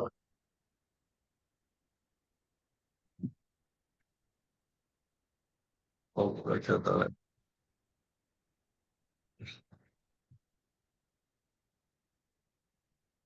ఎవరికి సందేహాలు వచ్చేద్దాం. నెక్స్ట్ వీక్ మళ్ళీ ఇంకో టాపిక్ ఇదే శరణాగతి మీద. వాంఛా కల్పతరుభ్యశ్చ కృపా సింధుభ్యేవ చ పతితానాం పావనేభ్యో వైష్ణవేభ్యో నమో నమః. అనంతకోటి వైష్ణవ బృందకి జై. శ్రీల ప్రభుపాదికి.